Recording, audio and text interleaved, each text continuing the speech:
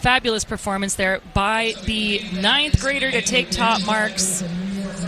And we had, again, just such an exciting day of competition. We're going to hear from our new meet record holder, Hannah Thompson, in the girls' championship 2-mile race. The new national champion, Winston Schroeder. I'm here with Hannah Thompson, who just ran 9:55.48 to set a new meet record here at the fastest party on the planet. Hannah, you flew in from California, you hopped off the plane, and you set a new meet record. How do you get ready to run that fast off of an airplane? I just try and, sorry, the echo is weird, but I try and stay calm and just make sure my legs are feeling smooth and just get in the recovery I need, yeah. Absolutely. Now, what was going through your mind getting ready to run this race? You knew you had a rabbit, you knew what the national record was, or rather the meet record. Was that the focus coming in, or was the focus just winning? I would say mostly I had winning in my mind, but also I just kind of like wanted to make sure I felt smooth and comfortable until like 2 laps to go, and then make my move, yeah. Smooth and comfortable, and a big move it was for the meet record. Congratulations, Hannah Thompson. Great job. Meet records falling right, left, and center. Fabulous performance there by Hannah Thompson to take the win and a New Balance best in the championship girls 2-mile. Of course, we just saw that record go down in the boys decathlon as well. It's been a thrilling day of action at day 2 here at Franklin Field for the New Balance National Outdoors 2025. Favorable weather conditions have meant some extraordinary performances on the field and the track, and we are not done yet. We've got championship boys 4x8s followed by girls championship 4x8s, and then our unseeded athletes will be after that.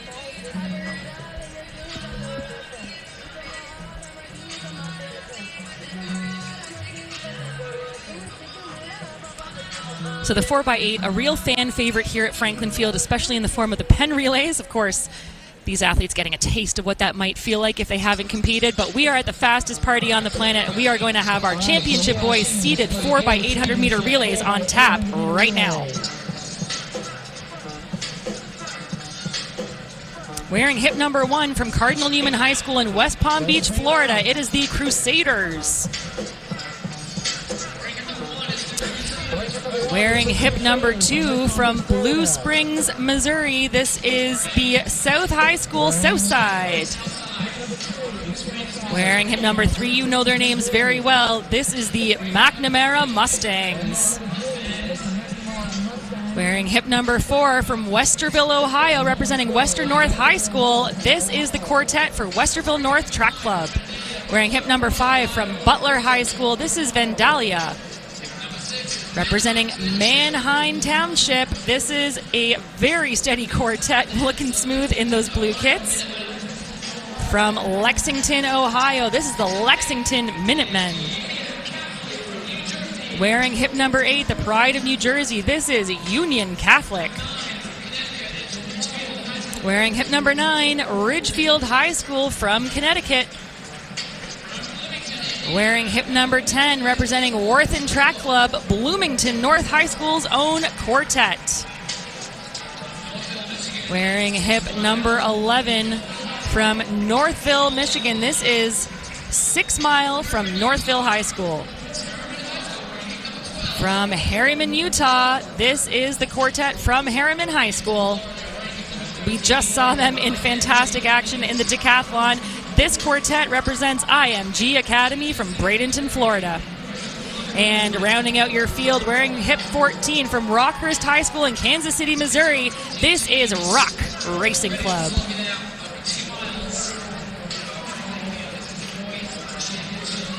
I have a feeling, Kate, that this is going to be a fan favorite.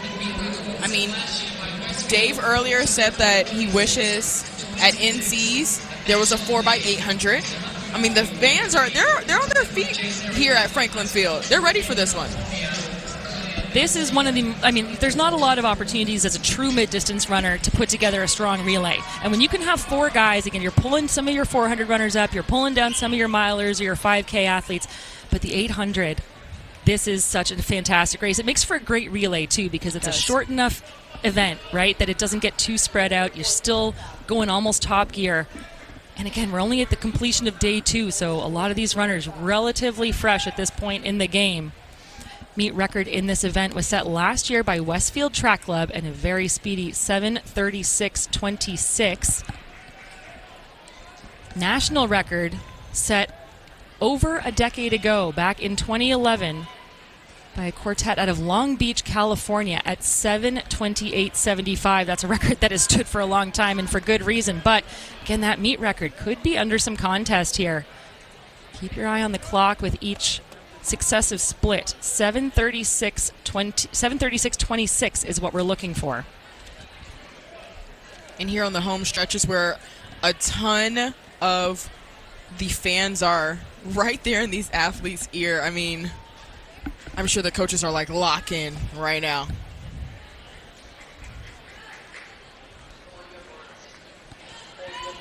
Well, it's going to be a very exciting race here in our seeded section of Championship Boys 4x800s. And an explosive start. We are underway. Athletes hurtling over the cones on track. They're meant to stay in their alleys around that first 3 turns, I should say. And when you're this antsy, it's hard to keep that in mind, but you're also carrying a baton. You're trying to just keep control of your space. I mean, you're absolutely right. The Mustangs are the ones who actually have the pretty comfortable spot right now, sitting on the inside of that rail. I saw a ton of elbows getting thrown. It's all in the name of the game, especially for this 4x8. But I just hope to see no batons getting knocked out of any of these athletes' hands. That's always like you said, stay on your feet, keep your baton in your hand, and that's about all you can ask for here. And up front, it is McNamara Mustangs, and they are being led off here by a very capable athlete. I believe that's Dean Solomon. We're going to keep an eye on this 4x800 relay, but we are also going to hear from a fantastic competitor in the form of Mr. Schroeder, who just set a new meet record in the decathlon, 7,092 points. National record holder, our meet record holder, and our national champion, Winston.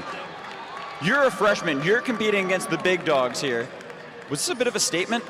Yeah, it was. I came here to get things done, and that's what I did. And still have some other events tomorrow, and going to get that job done. Now, during the pole vault, it was a 12-point differential. One of your better events, the javelin. What's going through your mind when you pick up the jav? I was just confident and trusted in my technique and my coaching, and just got the job done. Within 1,000 points as a freshman of the national record. Is that coming next? It is coming next. First, I want to break the USATF 15-16 national record, and then that's it from there. The sky's the limit. We'll see him breaking the records again, Winston Schroeder. All right, big Youngster there in the decathlon, and we are back on track, and we can tell you that at the completion of our first leg, it is Rock Racing Club who is in the lead. They opened up with a 150-120, and they are under very strong competition from behind in the form of Worthen Track Club, also opened in a 151. And now making some moves behind, it's McNamara Mustangs and Herriman as well, and I believe that's Micah Tang for Herriman, who is running this second leg, and he has brought that team back into the competition here, swinging wide around that turn. A little shoulder glance from Worthen. Rock maintains the lead position. It is set to be Jake Bond up front, leading things for them in this second leg, but that is Tang, who has made a big move in the opening lap to get himself into second for the Herriman group. And Herriman always has a pretty good relay team. We saw them last night in the 4x mile, and they are looking really, really great. But as we say that, it is Worthen who has come back and taken over this lead and just shot right into that curve. Well, you'd think given the grimaces on their faces. They were coming up on an exchange there. They still had 200 to go, and like you said, this is like our runner from Worthen has just come alive. This is set to be Jacob Mitchell. Our leader for Rock takes over again. Again, that's Jake Bond coming up to the exchange, and it is going to be Rock maintaining their lead position at the second exchange. This third leg is going to be a fast one. Rock continues to extend that lead over the field. Worthen sitting in second.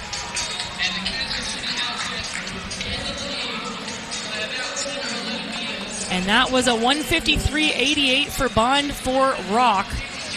3:45.08 at the 1,600 meter mark. But Rock looking really comfortable up front. Andrew Davis meant to be their third leg.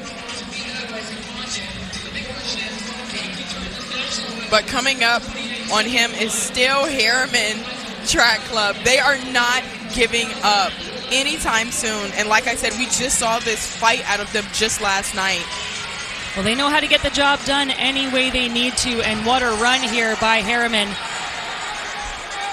That is Tayshawn Ogomo, who has put in a gigantic thrust of speed here, and he is leaving a very capable runner in the form of Andrew Davis in his dust as he swings wide. He's got just under 300 meters to go before the next exchange, and he is just powering away.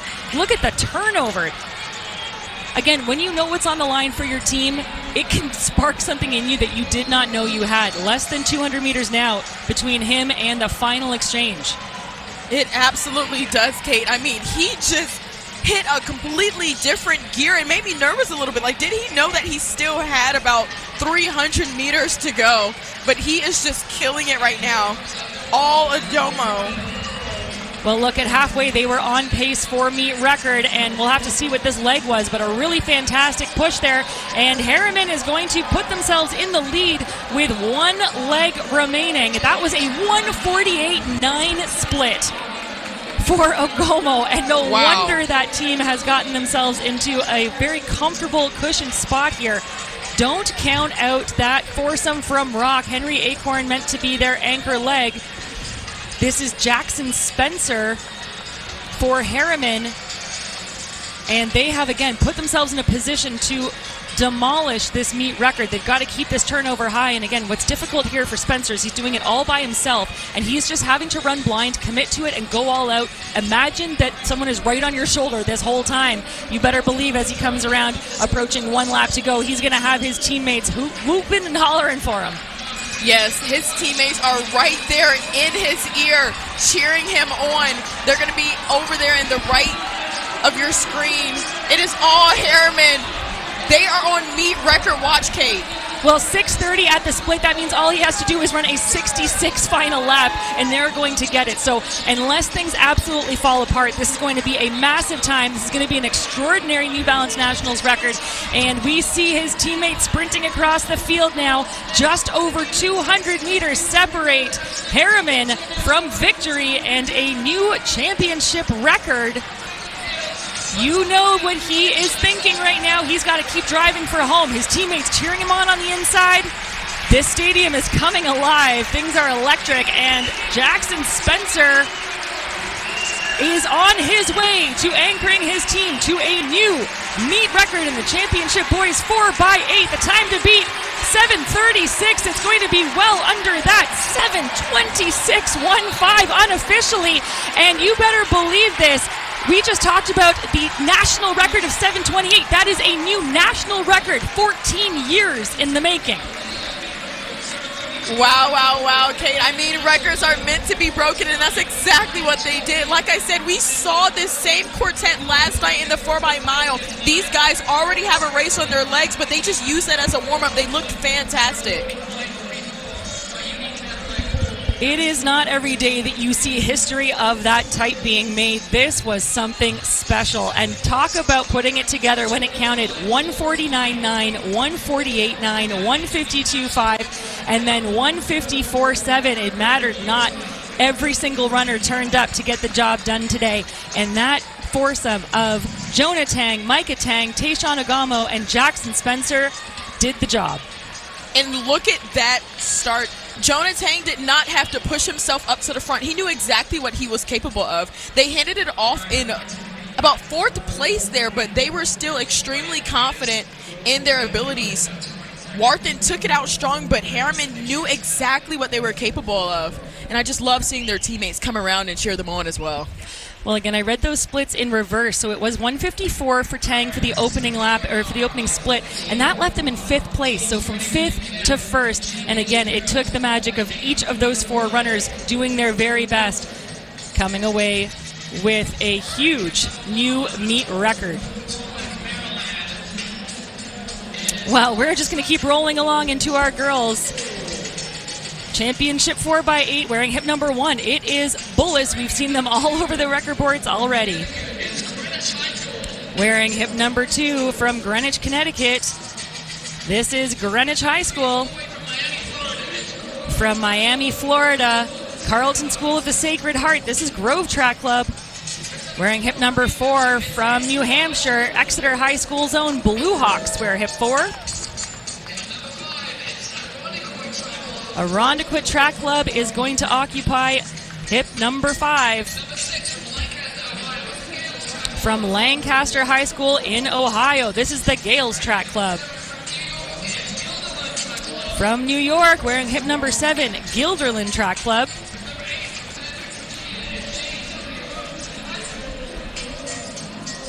Wearing hip number 8, it is Robinson High School from Virginia. Wearing hip number 9, they call themselves Impulse, but this is Padua Academy from Wilmington, Delaware. From North Carolina, we've seen them all over the relays in the past couple of years wearing hip 10. This is Raleigh Catholic.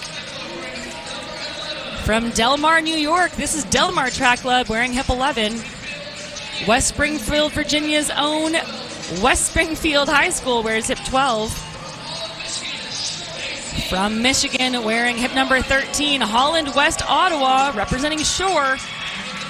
And rounding out your field, again, they need little introduction. This is the quartet from Bradenton, Florida, IMG Academy.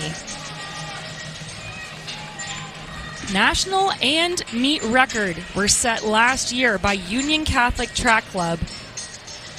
And that quartet threw down, get this, 209, 209, 210, 205 as high schoolers. That is the kind of foursome that could contest with some of the best college teams at events like Penn Relays. In fact, I was part of a Penn Relays winning 4x800 team, and those are pretty much the splits we ran, and just phenomenal. So that is going to be the time to watch here. Again, lots of incredibly capable athletes on track. We just saw magic happen in the form of a meet record and national record on the men's. On the boys' side, could we see a repeat on the girls? You know, I will say, Kate, sometimes the baton gives you superpowers. So I know you were saying they were running 209. I really feel like we're going to see some way faster sprints. I mean, it looks like they've been running way faster than they would in an open 8. You're right. There is something really magical that happens when you get into a relay situation, especially, like I said, the 4x8.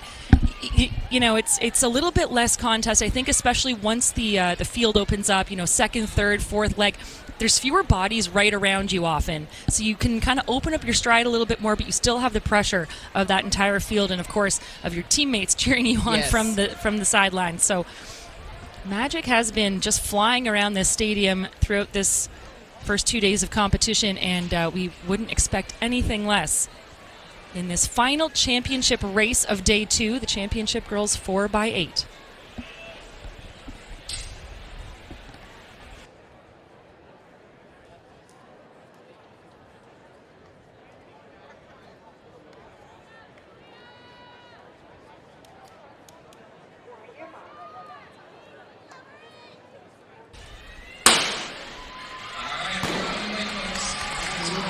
Fourteen incredibly powerful teams taking to the track here, and they are jumping and jostling all over the place for this championship girls 4x800 meter relay.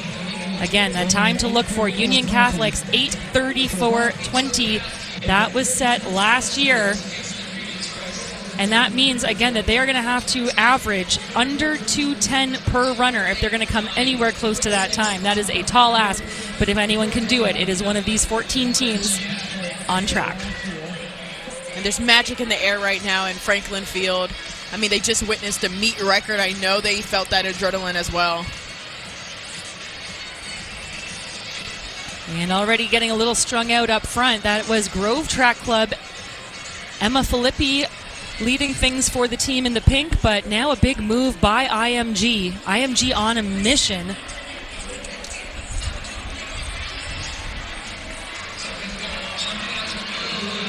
And this is set to be Mackenzie Winning, who is off to the early start here. And if her last name is any kind of omen, you better know that they are well on their way to a strong performance here. She is a junior, Mackenzie Winning, and she has a best of 207.95 in the 800, 55.50 in the 400, and she is absolutely running away with this in this opening leg. She really is. I mean, look at her stride. She looks absolutely beautiful as she's just working with her arms and opening up that stride. You know, usually for distance runners, we either see the really tiny steps or we see the really long strides like the Thing Mo's, but hers is a long one and she looks really good as she's coming around this final curve. The determination showing here for the lead leg of IMG Elite. Mackenzie Winning, again, a 207 athlete at her best, and opening up a fantastic early lead for her team. Coming up from Florida, always strong contenders. And Mackenzie Winning, like you said, beautiful loping stride. She's going to open things well under 2:10 for the first leg as she hands off 2:09 unofficially on the clock. 2:10.36 for Winning at the exchange. That's 5 full seconds ahead of Shore Track Club, who is in a very tight second at the moment. Danielle Graham is set to be our second leg here for IMG Elite. And again, she looks like she's out for a hard solo workout. And I just need to brag on IMG Academy for a second. They're from Bradenton, Florida. They are an athletic and education performance school where they have always had the best of the best. I'm used to hearing from IMG when I was a little bit younger, hearing from them for basketball, but now they have a ton of talent for track. I mean, we just saw Winston Schroeder win their decathlon from IMG Elite as well, and they are just absolutely blowing away this field right now.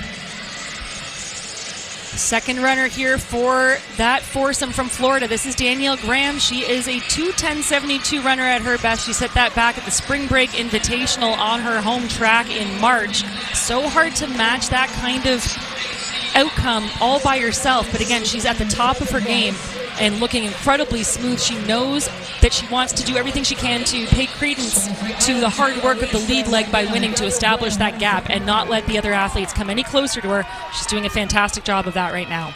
Absolutely. And another point that we might have to mention, we mentioned that the third leg might be a little bit of a sleeper leg, and that might be why she really wants to bust this leg wide open on this second leg to just really give her teammate a really big lead.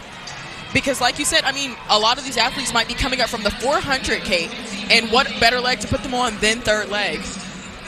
Well, third leg for this quartet is set to be Nyla Robinson, and she is another 2:10 athlete at her best. Said that at Running Lane about a month ago. So we know that these runners can all put together 2:10 or better, but they're going to have to be at their absolute best here on the right day. Little grimace in the face there from Danielle Graham as she gets set to hand off to Nyla Robinson. And that was a 2:11.2. So the fact that she's a 2:10 mid-runner at her best and she just ran within a second of that completely solo from start to finish shows the grit and the power of that foursome, and particularly of Graham. Absolutely. They just look so strong. They have just gapped the rest of the field. So again, this is such a hard thing to do, to run completely solo from start to finish. No one around you. Of course, you have the electricity of the stadium, as you said, Serenity, but it's not really a race at all. It is a focus and a determined solo effort. Absolutely, but I know that they're going to be using that adrenaline from the relay. It gives you a different type of in your run, knowing that you're running for somebody else, and that's your teammate that you care so much about, have been doing all the training with. They were 4:21 through that last exchange. This is going to be a bit of a slower opening lap here. As you said, sometimes a sleeper leg, and I think, you know, this is a difficult thing to do. And Nyla Robinson having a bit of a tough time just keeping the foot on the gas. But with this much of a lead over the rest of the field, the meet record seems to maybe be safe for the moment. But that doesn't mean that they can't come away with a huge victory. And here is the kicker. They are handing off to a lead, or to an anchor leg, I should say, in the form of Aurora Bertelsen del Soler. She is a 2:06.80 athlete. She's a 55:28 quarter miler, and you know that she knows how to get the job done. Robinson completely by herself, but there at top of picture, you see for the first time a shortening of that gap as we have two very strong athletes hunting down our leader. That is West Springfield Track Club, Allison Hall, and then Ava Porras for sure, working hard together to try to eat into that advantage. This is going to make for a very interesting final leg here. A big lead, but Nyla Robinson really, the lactic acid is building. She's starting to show signs of that fatigue. Surely she will maintain the front position into this final exchange, but it's going to be much closer than we might have expected.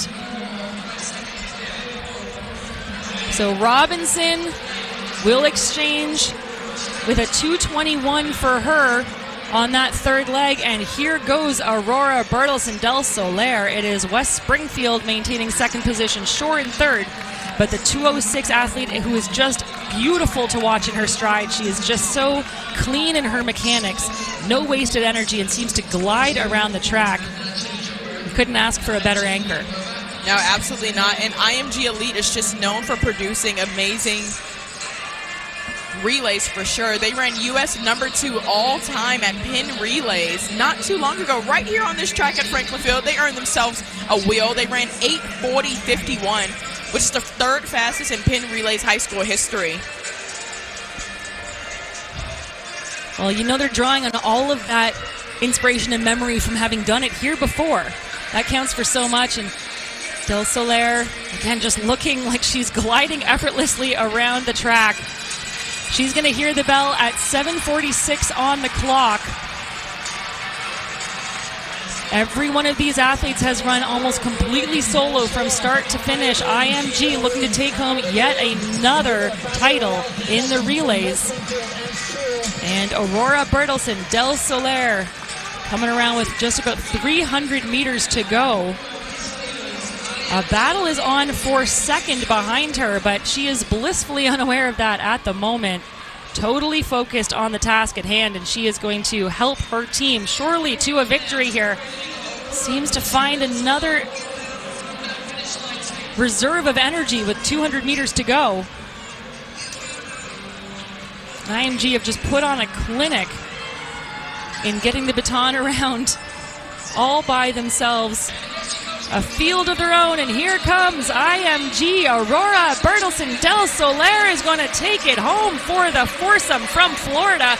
They are going to take yet another title in the championship girls 4x800 meters.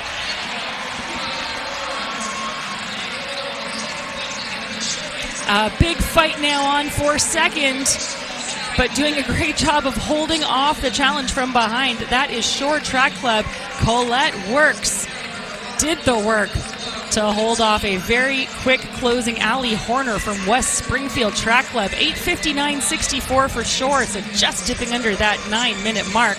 And then 9 minutes, .86 for West Springfield. But it was those four ladies right there. IMG Academy come away with the win.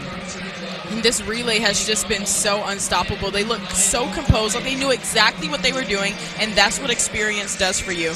A fantastic race from all of these ladies. I mean, records are definitely meant to be broken, and they have broken a couple for New Balance Nationals like they did indoors. They became national champions there in the 4x8, running 8:46. So just off of their PR there, but still a fantastic run from them. Well, and again, the depth of this program is what amazes me so much. You can pull four runners. They had a few reserves that they could have drawn from. So that shows that, just the depth, the focus, that, like you said, they're doing something right, something professional down at IMG and coming away with another title. They are a hard group to beat, even on a day that is maybe not always their best. So that will conclude our championship sections. We still have our unseeded boys and girls 4x800 meter relays. It's a beautiful evening. Temperatures have dropped a little bit, light winds, and you can hear and see the magic on field in this beautiful wide shot of Franklin Field. We are going to hear, though, before we let go of our championship athletes, from the quartet from Herriman, who set a new high school national record.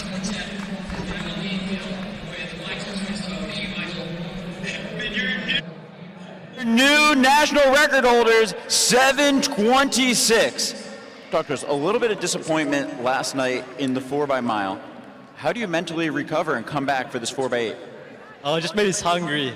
We went to bed last night, and this is what we wanted. Nothing was going to stop us. Last night when you went to bed, the national record, 7:28. How long have you been thinking about that record?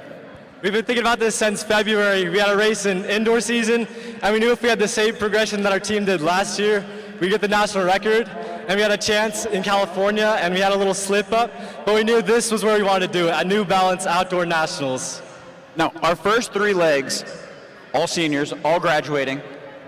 You pass off the baton to the lone junior on the team, literally and figuratively passing off the baton to the underclassmen. Talk to us about passing off the legacy. You know, we were here when the legacy started, and we want this to continue. So, you know, you got to give it to the younger ones and give them a chance. I trust this dude with everything I have. So, to give it to him, I knew something great was going to happen, and this was going to keep going forever. Absolutely. The junior, 50 for the first time, and it pays off with the national record. Talk to me about continuing this legacy with the great underclassmen you have coming up. All right, so we got a great underclassmen team coming up and running with us next year. So it's great to be able to go with them, and it's great to be able to inspire them and get these guys the same, or a great national record to go along with it. So, yeah. Herriman, your national record holders, 7:26. The 4x8 national record is history. Herriman, congratulations.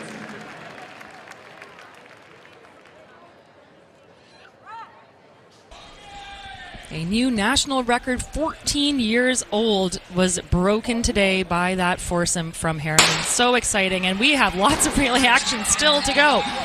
This is the first of 5 sections of our unseeded boys 4x800 meter relays.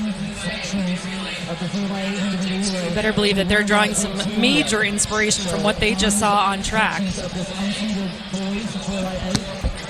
Teams on this opening section include Xavier Track Club from New York, Euclid from Ohio, Natural Selection Track Club, you gotta love that name, A2 Track Club, St. Xavier from Cincinnati, Nittany Track Club from right here in Pennsylvania, Lowell TC, Palm Beach Elite out of Florida, Talon Track Club from Michigan, another local team in the form of St. Joseph's Prep, Westfield Track Club from New Jersey, South Dakota's Brookings High School, Boston Jesuit from Massachusetts, Weston Track Club from Connecticut, Brookline Track Club from Massachusetts, and Manhasset from New York. And it is the Brookline team trying to hold on to the edge there in the yellow, but now being passed on the outside. Really good turnover there for Brookline's lead leg, Harry Flint. He's trying to hold on to our leader. And he's going to do just that. He's actually going to swing wide. He wants that pole position going into the final turn. And so after a little bit of a sort of mental and physical break there, it is Brookline's Harry Flint who's put himself back into the front of this field. Strong push from behind as well, the tall runner in white. But here comes Flint, and here comes Brookline. Brookline just about to be passed there by St. Joseph's Prep, another local team, and it is going to be Prep just ahead of Brookline at the first exchange. A bit of an interesting exchange from Brookline for sure. I saw his second leg teammate just decided to start about 10 meters ahead of where everybody else was in the exchange zone. It's not a disqualification or anything, as long as he does it before the start of the line, but really interesting, kind of making his teammate run a little bit more. I don't really know what that was about, but it worked. But it worked, and like you said, as long as he's within that exchange zone, it is legal. And it's working for them, the team from Pennsylvania trying to hold off the charge from behind. This is an opening leg for St. Joseph's Prep of 154.29. That was courtesy of Noah Pop. This is Brady Falcon taking things out on the second leg and making, again, it look pretty easy here. He is well ahead of the rest of the field. Battle is on for second. But Brady Falcon looking relaxed and smooth. You see these athletes coming around. The stadium lights are on. It's a beautiful night, and it is electric in here. And these guys just looking so strong. I'm telling you, it's all that adrenaline from being on a relay. Bring 4x8s to the NCAAs. We need it. The gap starting to narrow here with 200 meters left in this second leg. St. Joseph's Prep still in the lead by less of a comfortable advantage than they would like. Brady Falcon has had a fantastic run for them.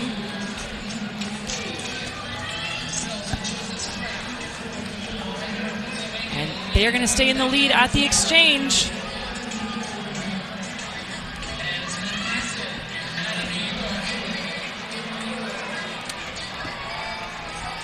And it is St. Joseph's Prep still ahead just of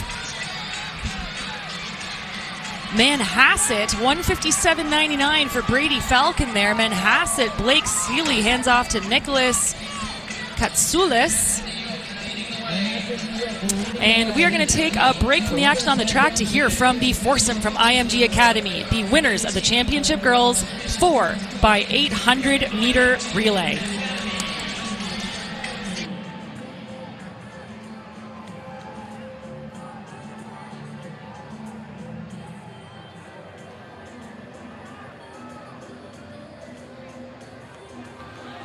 I'm here with IMG Academy, who just won the 4x8.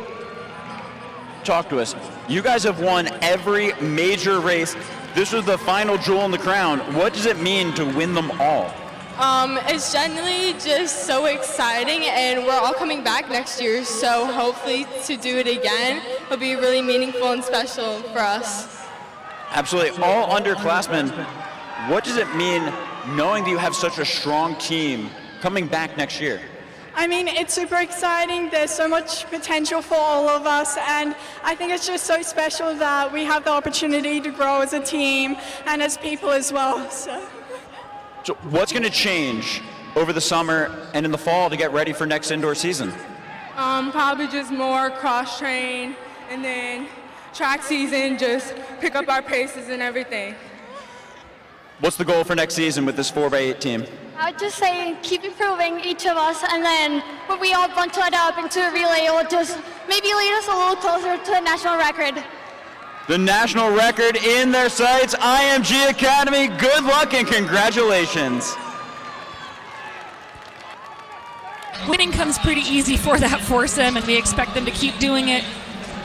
Thanks so much to Michael Twist for that interview. Things are heating up on track now. Lots of lead changes here. We are into our third leg. Manhasset had the advantage at the exchange, but now Brookline has comfortably retaken the lead up front. For Brookline, I think this is Ashkenazi. He was meant to be, and this is Ashkenazi, their anchor leg. They were 5:50 on the clock, handing off in the last exchange. And they are going to be ahead, but not by much at the bell, because here comes Westfield. This is Ryan Daly anchoring things for them. And Daly now back on the back of Ashkenazi. And he is going to swing wide on the curve to put himself into top spot. Down the back stretch, 250 meters to go. And Daly just looking so powerful with the way that he is just turning over. The quicker his arms go, obviously the quicker his legs are going. A very confident lead change from him. Brookline is not letting go of the back of Daly, but it looks as though it is going to be Ryan Daly holding on for the win here in this opening unseeded section. Made a strong move to take the lead with 2:50 to go, and he is going to come away with a victory for his team. Westfield Track Club will be the winners of Section 1 of this unseeded championship 4x800. 7:40.68 the time for them. That was 1:58, 1:56, 1:55, and then a really swift 1:50.5 final leg there for Ryan Daly, and his teammates like it. They should be very proud of themselves. Don't hurt each other, guys. But they're just fired up. I think they call that adrenaline, Serenity. It is adrenaline. It is adrenaline. They're going to be a little sore later from hitting each other. Yeah, more so than the race. It's the physical contact after. But again, these guys just did a great job of putting together a perfect set of races on a beautiful night. Brookline held on for a very close second, 7:41.98. And that was courtesy of a swift final leg as well in the form of Ashkenazi, 1:51.84. There you see, couldn't ask for nicer conditions there. Very light winds, cooler temps. Manhasset Track Club will take third in that section at 7:44.63, and that was Ryan Boldy who closed things out for that foursome. So the time to beat in the early stages of this unseeded race is 7:40.68. We still have 4 sections remaining.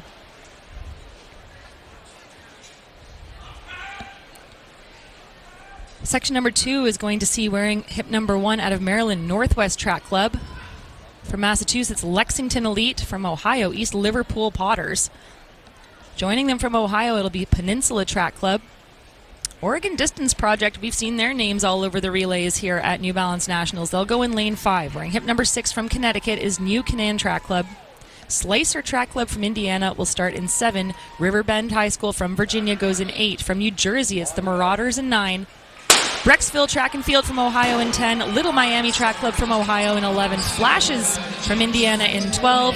Out of North Carolina, Forsyth Country Day goes 13. From Virginia, it's Westfield Track Club in 14. Poets from Maryland in 15.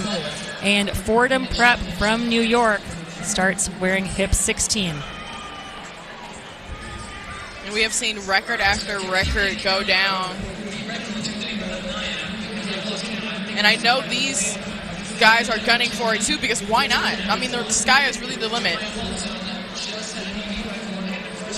East Liverpool Potters to the early lead. They're out of Ohio. They're being led off by Quinton Conrad. And some separation with our top 4 to the rest of the field in the early stages.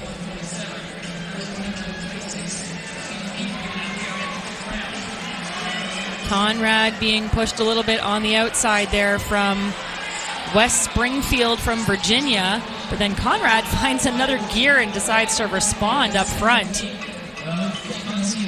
He's got a 1:59.53 best to his name. That was set just last week. More of a sprinter. He's got lots of 400 and 200 capabilities, but stepping it up here really to, I think, for probably a 200 runner, what feels like a marathon, this 800. No, it absolutely does. He is not used to this at all. But why not just go ahead and get the experience? Because why not? Well, you know, they say the team that hurts together wins together or something like that. Something so, you know, like these guys are all going to hurt.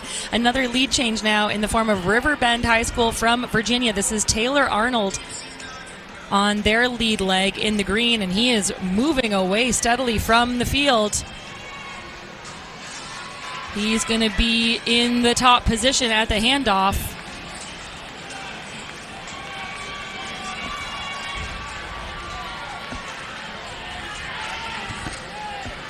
And New Canaan is going to sit in second just behind them at that first exchange.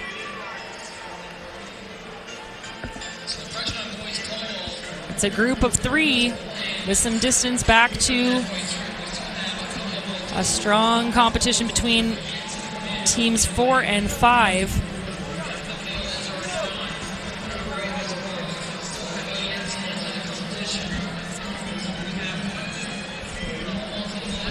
And in fact, that is I think, Liverpool, who is in the lead yet again. Looks like it might actually be Riverbend. It is Riverbend, and sorry, we're getting some conflicting information here, but Riverbend is in the lead right now, and that is Arnold taking things for them. That's Tyler Arnold, who was meant to be their lead leg, but is carrying the baton very capably on the second leg. And wearing hip number 1, this is Northwest Track giving some competition now. And he kind of has a leaning type of stride to him. He looks like he's pretty much falling over, but what works for him works for him. So a group of 5 working hard together down the backstretch with 200 meters to go. You're right, that's quite an unusual form up front, but he's just really wanting to get to that line as quickly as possible.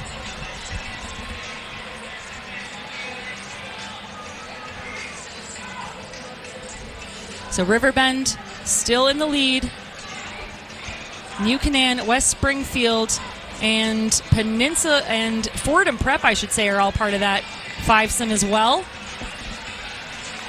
So it's Riverbend with a slight advantage over West Springfield at the second exchange. And there you see the absolute traffic jam that is a 4x800 meter exchange zone. It absolutely is. I think it's because a lot of these athletes aren't really getting out so much because they don't want to leave their teammate, but you do need to do a little bit of a shuffle so that does not happen. I believe this is Ethan Hacking taking over the third leg here for the Virginia Quartet. He's got a long, quick stride. But there's a push being made from behind. I believe that's New Canaan in the red and white. And this has been a big third leg for them. This has been a big opening lap of this third leg. And that is New Canaan. That is set to be Quinn Kilkenny.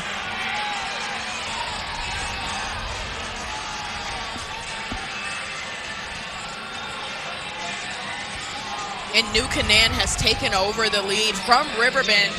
He is continuously starting to fade now, but New Canaan with a commanding lead, but right to his outside, he's starting to get some company as well.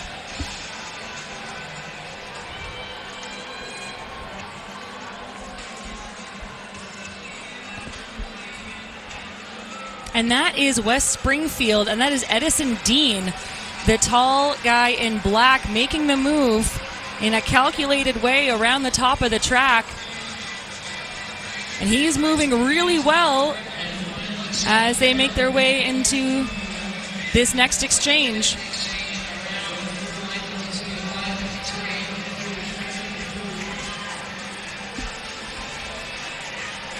West Springfield, and that is Edison Dean handing off to Jack Pritchard, who will take things home for the quartet. It's a 2-athlete race, and they're the battle on just to stay on your feet through that last exchange zone. And there goes the 2 leading this field. That's Ryan Jordan for New Canaan, right on Justin's heel. So it is Pritchard for West Springfield. They put together a really steady set of running. 158, 155, 156 there, 3 legs. And so that is consistency exemplified. But you're right, he is under pressure. Serenity is Pritchard up front. New Canaan's anchor, that's meant to be Ryan Jordan. And in fact, that is, I think, Kilkenny. No. That's Boulanger, Ryan Boulanger up there with Jack Pritchard. They hear the bell, and it is on over this last 400. And it looks like they're going stride for stride. They both kick the exact same way. But now here comes New Canaan.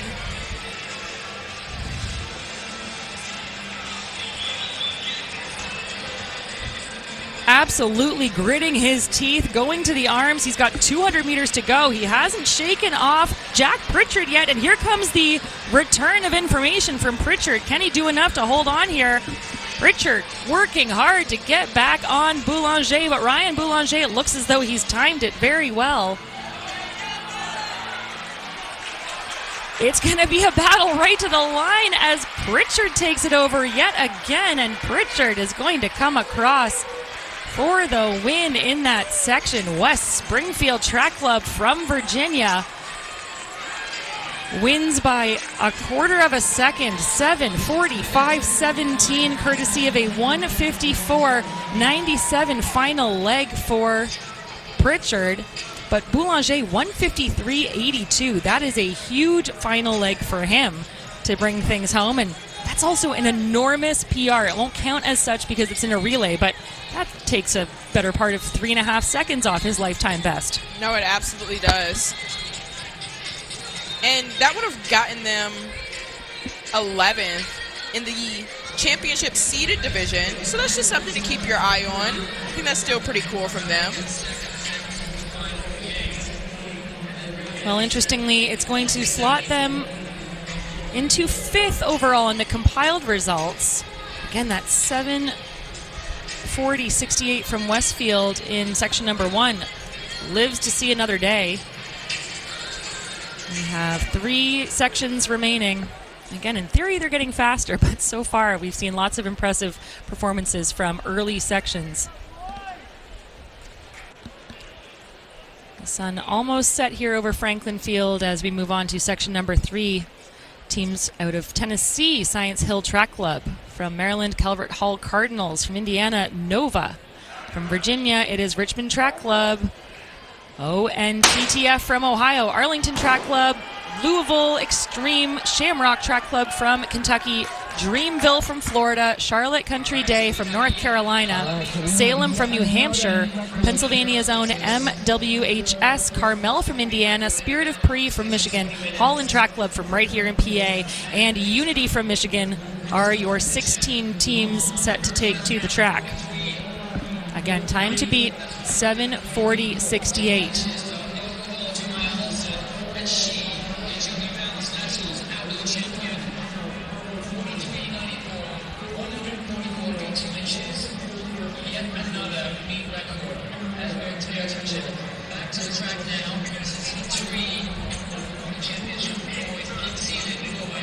So much closer action on track now. No one really taking it out as fast as we've seen in the previous sections. Wearing hip number 8, this is going to be Shamrock Track Club out of Kentucky, and that is Sullivan Yaden, who looks pretty smooth and comfy up front. Sitting in 3rd there is Calvert Hall Cardinals, and I believe that's Michael Kirby. We've seen lots of excellent running out of that program in the past as well, but again, it's Shamrock Track Club. Sullivan Yaden moving away with every stride from the 2 athletes chasing him down. And now this is when the kick is starting to happen from Shamrock Track Club. Yaden set a new lifetime best of 1:54.55 just a month ago to take 3rd at his state championships and continuing to round into great form in this late season. He's going to have a few meters lead over the other runners as he comes up to the first exchange. And Sullivan Yaden for Shamrock will hand off with a 1:57.38 split. All kinds of falling action here at that exchange. It was Louisville Extreme in 2nd at that exchange, Carmel in 3rd out of Indiana, and then Calvert Hall Cardinals from Maryland in the red, keeping themselves in contest as well. And look at that lead that they have now opened up. But if we've learned anything from a 4x8 is that anything can still happen, especially when you start getting to that 3rd and anchor leg. And this is John Bryant running 2nd leg here for the Kentucky foursome. Again, he's one of these athletes that's got a lot more experience in the shorter distances, but moving up to the 8.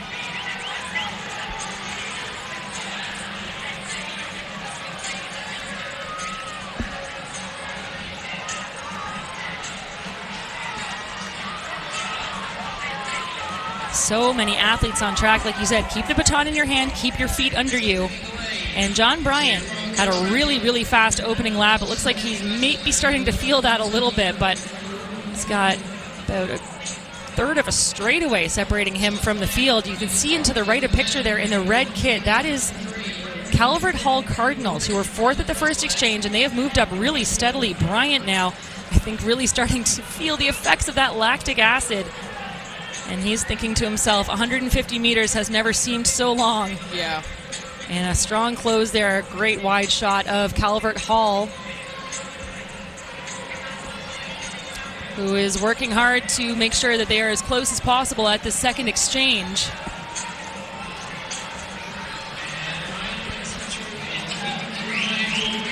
So Bryant will hand off to Whitman Goodwin.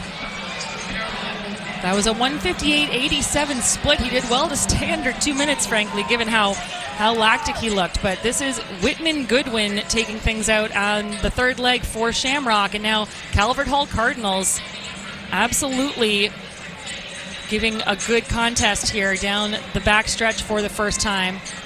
I believe that this is set to be J.D. Hughes for the Cardinals. And in fact, that is Lucas Archer, who has gotten right back on the back of Whitman Goodman. And Lucas Archer used a little bit of the mix-up with the handoff to his advantage to just go ahead and put himself on the back of his heel. And now he is ultimately taking over in the lead. He ran 156.13 indoors that was about 3 months ago for a personal best. But he looks really smooth right now. He comes from more of a distance background. He's got lots of 1,600 and 3,200 racing under him.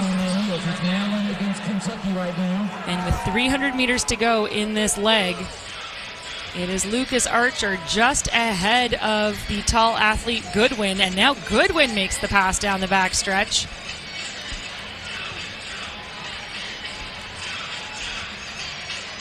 Whitman Goodwin, again, gritting his teeth. 200 meters remain. This has just been back and forth, and here comes yet another move by Archer, who really does look more relaxed, but is now forced to go wide. And it is Archer with the slight advantage, but here comes Goodman again.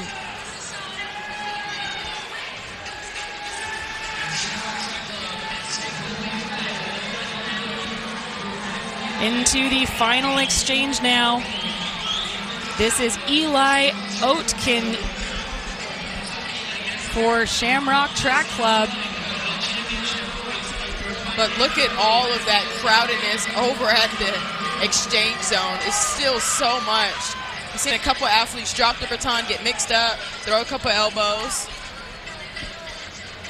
This will make for a really good final leg here because Eli Oetken, who is leading at the moment, he's headed to Indiana University in the fall. He's got a 156.52 best to his name.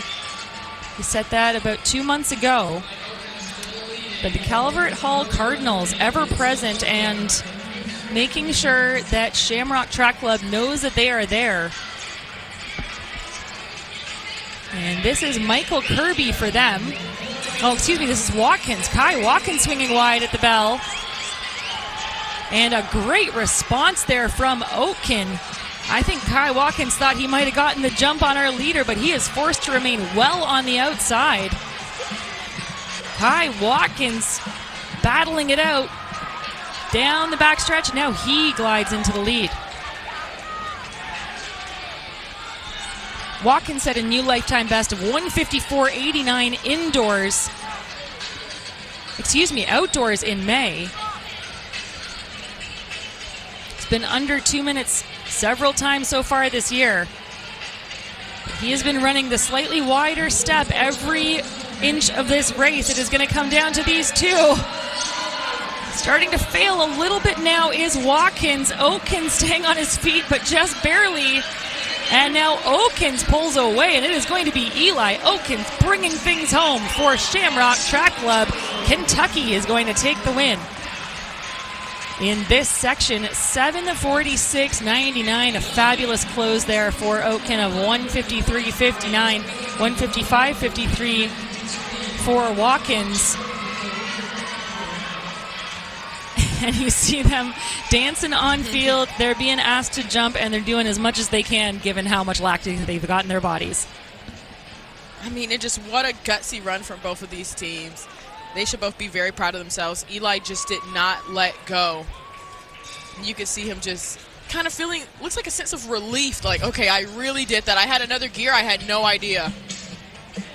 Again, the surprise. And the dance, and the dance. See, I've heard this is the best way to clear lactic from your system. He's got his cool down going. Like, I thought you were tired, Eli. Not anymore? He's like, I'm on my knees. Oh, a good song. Okay, now I'm up. I'm good. I'm good. Again, it's a party. It's the fastest party on the planet. That being said, interestingly, Serenity, that time from section number 1 has held up, and in a big way. 7:40.68 from Westfield Track Club is still the time to beat. And in fact, the top 4 times coming out of that first section. 7:46.99, the win for Shamrock, Calvert Hall Cardinals. 7:49 behind them.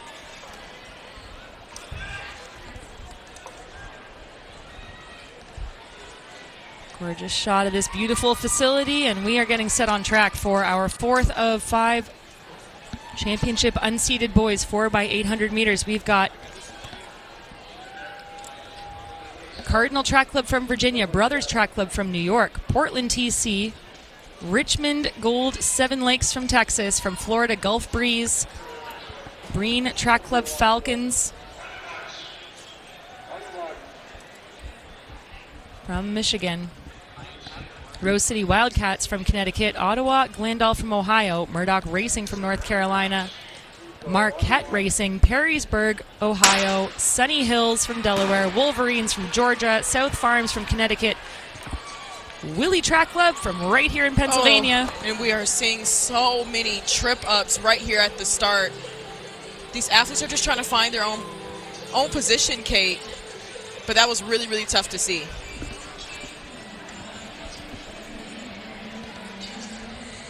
We almost had a fall there. Well, it's high nerves. Again, sometimes like just getting off the line safely is the hardest part of this race, because you expel some of that nervous energy and then you can settle in, find your rhythm, find your form. But glad to see that everyone did manage to stay on their feet. We should mention that last team that I just hadn't quite gotten to there is First Capital Track Club from New York. That'll round out our group of 16 competitive teams here, and this is the Jackets. And that's Brody Bauman for Perrysburg High School. Behind them for Breen, that is Mole. But Brody Bauman, large and in charge at the front of this race right now and stringing them out single file.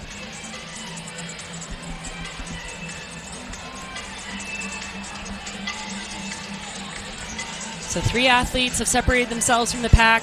Perrysburg's Bauman now getting overtaken.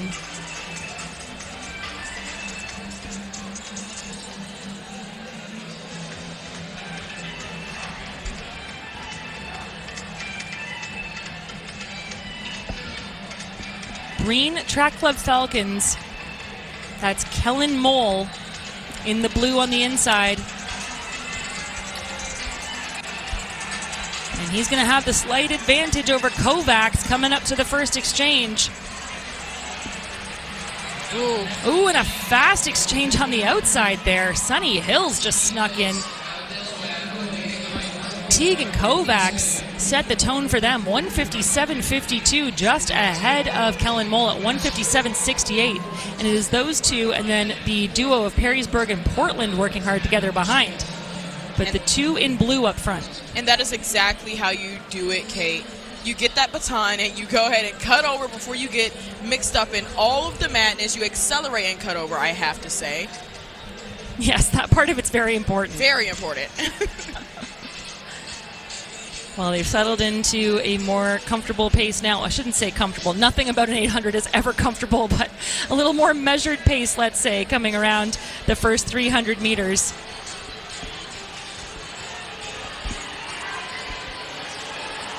That's Slepcevic up front. Lazo, Slepcevic,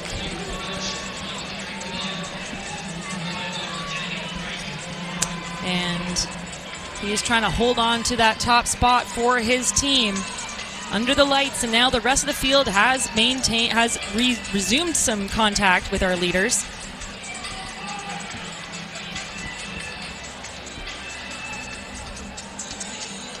Now Breen making the move yet again. That's Evan Ozaric in the pink shoes.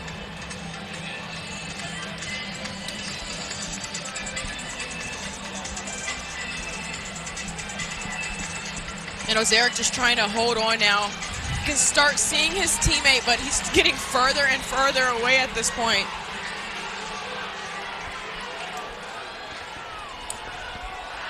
It'll be Sunny Hills holding on to their lead at the exchange. Daniel Brake is going to do anything but put the brakes on as he heads into the third leg here. For the four runners from Delaware, that was a 159.22, 159.40 for Breen. And then South Farms, and now it is the Wolverines from Georgia wearing that light kit with the W on the outside. We're seeing them for the first time.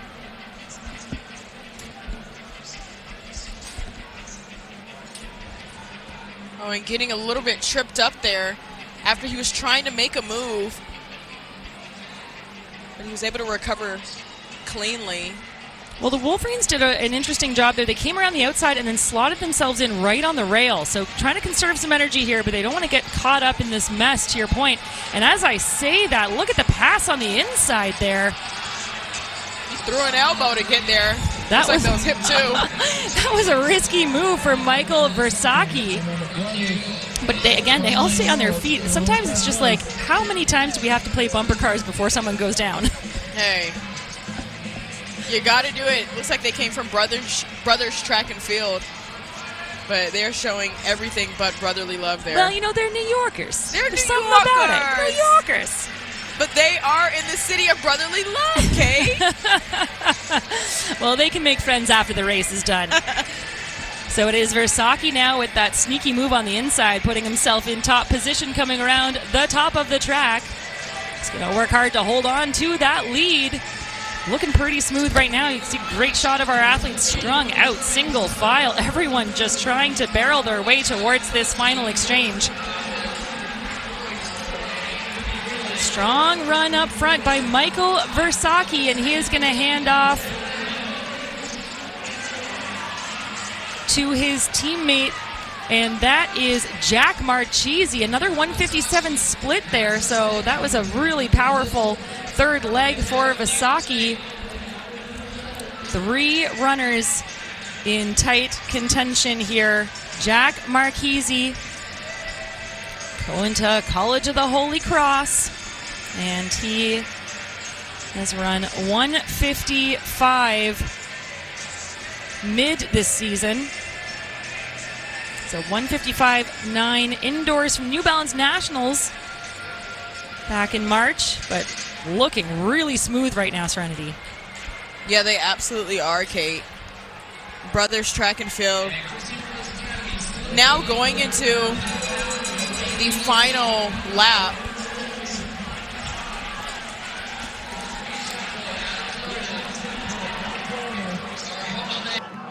Hot on their heels, Andrew Borsett, one of the better 2-milers in the nation.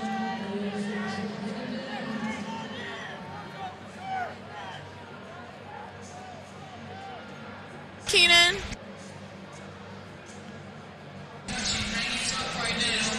So into the final portion of this race. Marchese holding on tough.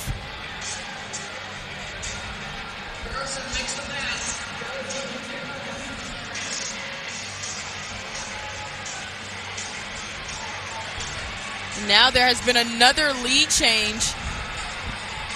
And here these guys go. Now the final. Who is it going to be? A tight finish there to the line. It's going to come down to a very close finish. Gulf Breeze Track Club out of Florida is going to be given the top position. by less than 0.2 of a second. It looked closer than that to me, but it was the Breen Track Club Falcons who had given them the most trouble to work with. Brothers will come away with third, but Gulf Breeze, well, they weren't really part of that conversation for a lot of the race, and then they were not. Worked their way through with a 1:51.97. Well, that's might explain why. I mean, a great set of racing before that as well, but 1:51.9. I mean, well, that's the glorious part about relays, Kate. I mean, you never really know. It's all up to that anchor leg. And that's kind of how the rest of the field just finishes. But those first 3 legs are the ones that set the tone. They get themselves under the 750 mark at 7:49.82. And again, that means that the initial time set in that first section is going to continue to survive. 7:40.68 for Westfield Track Club. Under, again, gorgeous skies here on a Friday night in the city of brotherly love. No wind to speak of now. And these are magical conditions as we get ready for our final section of the Championship Boys 4x800 meter unseeded races. Another 17 teams set to take to the track. They are Ludlow Track Club, Catonsville High School from Maryland, Dansbury from Connecticut, SB Vikings from New Jersey, Lancaster City from right here in PA, Trojan Track Club, Whiteland Comms High School from Indiana, Good Night, but spelled like, you know, a knight that battles. Yeah, I like it. Whiteland Comms, Good Night, Hornets, Southern Poway from California, Fidelis from New York, Spartans from Illinois, The House from DC, Flyers from New York, Lafayette from Virginia, and from Maryland, Severna Park Track Club.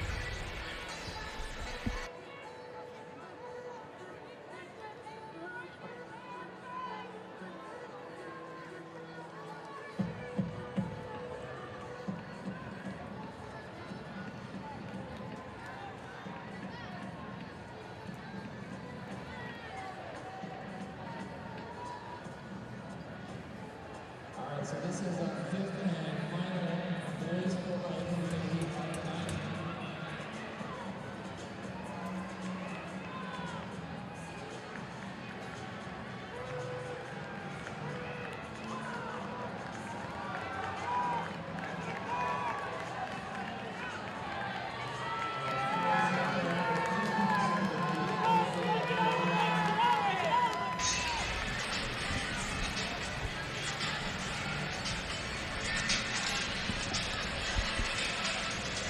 Not leaving anything to chance. This is a very fast opening leg.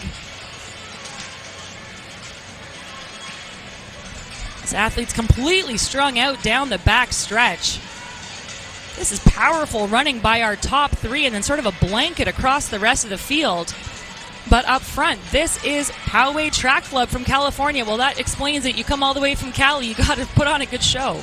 You absolutely have to. The Titans are just running really, really well right now. He's trying to set up his teammate in good position. And you see, this is where a lot of things get a little crazy. They're already pushing each other. Well, Cooper Castleberry staying on his feet and out of trouble, and he is going to hand off with a decent lead. That is going to be Jack Vranish taking the second leg for them. And oh, the madness of an exchange zone. But look at the powerful running up front by Jack Varnish. And he's got, again, a sizable lead over the two chasers.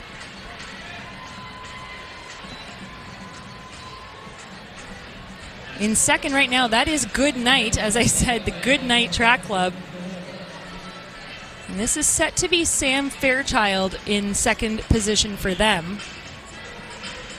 In second leg, I should say, for them. And my guy is just cool, calm, and collected. Running in his shades, even though it's nighttime. But look, they're running under the lights. You got to do what you got to do. Bronish looking like a smooth operator up front to your point, Serenity, rocking those shades. And then it is Fairchild for Good Night from Michigan behind them.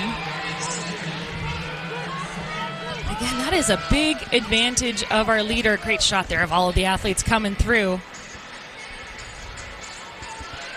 Now that gap starting to shrink a little bit. Poway opened up with a 1:55.8. in the form of Castleberry. Jack Vranish getting the job done down the backstretch. Good Night in second. The House from DC in third. And now a move by Fidelis on the outside. So New York chasing Cali. And then the Spartans in that orange kit still keeping themselves in the conversation as well. And he is just starting to open up his stride, pump his arms, because he now sees his teammate ready to go, ready to open up that lead.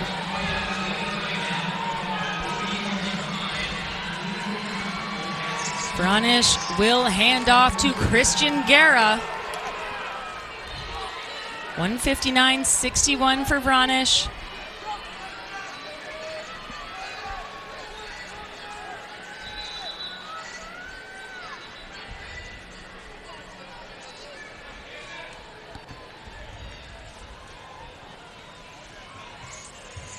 And I believe that actually is the House from DC sitting in second position now.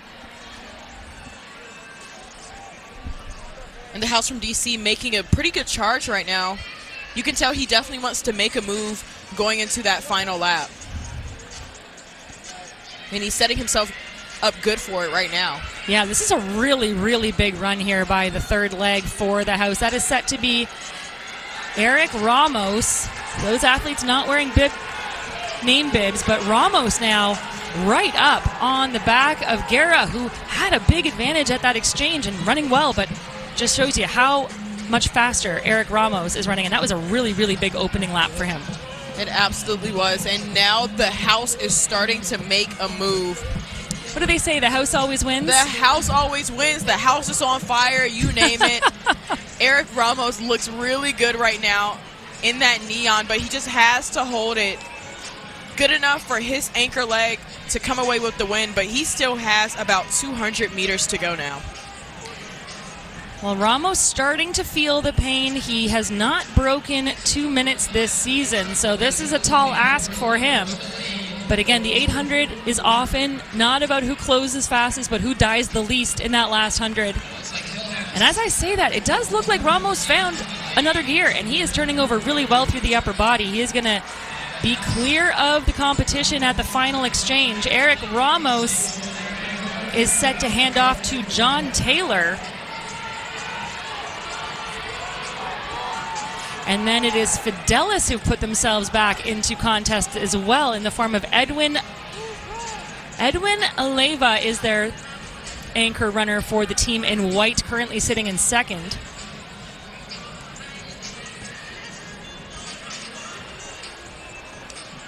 And then it's still Poe out of California in that green kit who are maintaining third position. Their anchor leg set to be Cameron Shaw.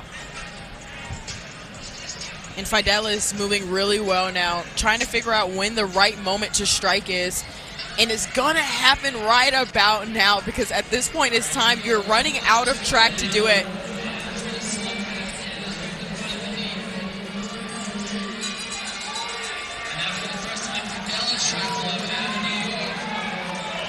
And it's still all Fidelis Track Club, but the House is not letting him have it easily at all.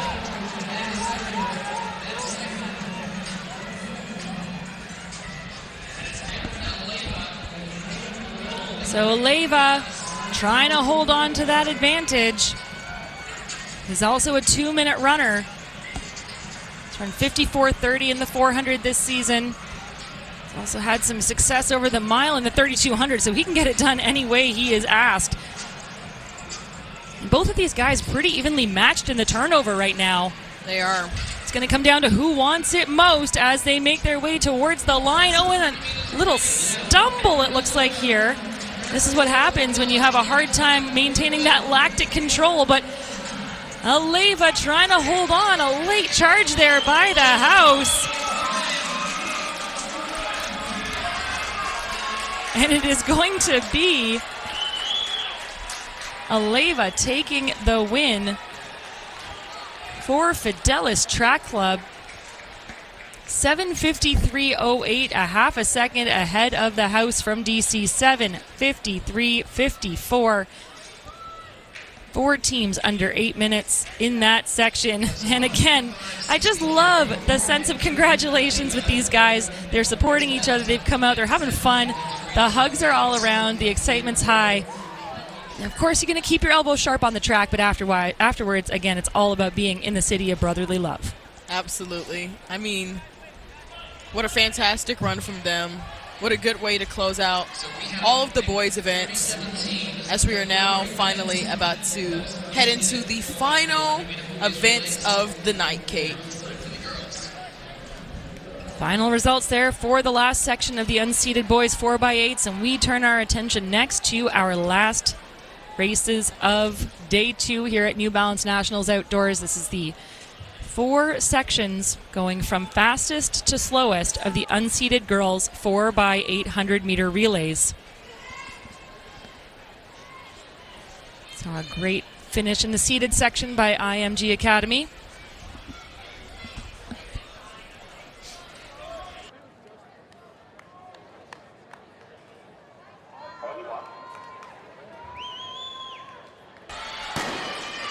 And we are underway with our first of 4 unseeded championship girls 4x8 sections. We've got the Skipper girls out of Rhode Island. We got Wilberforce Wolverines from New Jersey. We've got a couple New Jersey teams here with WETF, Dublin Rocks out of Ohio, Liverpool from New York, Lady Titans from right here in Pennsylvania.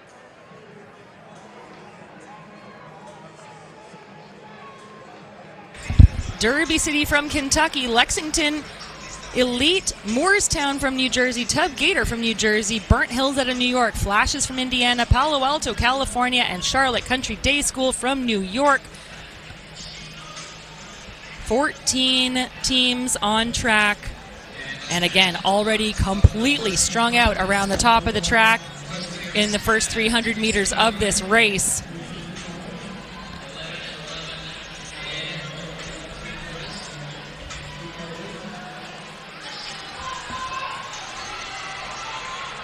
And off to the early lead here. That is Miller. And on the outside, she's got some contest from Moorestown.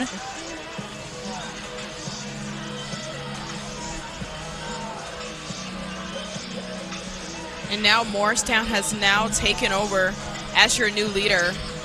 So Moorestown leading over one of the foursomes from New Jersey, WETF. And now they are falling back just a little bit as, like you said, Moorestown continues to work their way through this opening leg.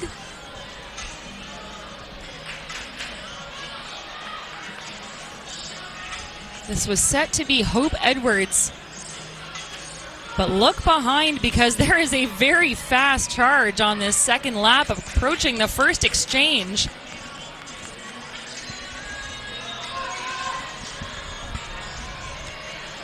And it is going to be a very quick close there. And that is WETF. That was Amaria Arango. We saw her earlier in the SMR. She was on the 800-meter leg. She's also on this relay with her sister. And pardon me, because this is Ava Milner now for that team who was in the second leg and really powering away from the field. Some fast starts to these second legs here.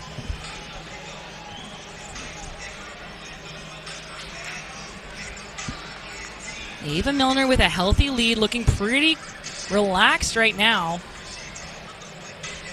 Again, she's got that long, sort of loping, fairly gentle stride. This foursome WETF, that's Winslow Township from Atco, New Jersey. And 2:15.77 is the best time of the season for Milner up front right now. And then a big battle of 5 athletes working hard together behind, but really excellent running by Milner. It was a 2:13.54 opening leg, courtesy of Arango. One of the 2 Arangos, to your point, Serenity. We've got some sister action happening here, but up front, this is Ava Milner. See each of these teams, again, just throwing the elbows a little bit, trying to stay upright. Big gap back from the Winslow Township team to their chasers.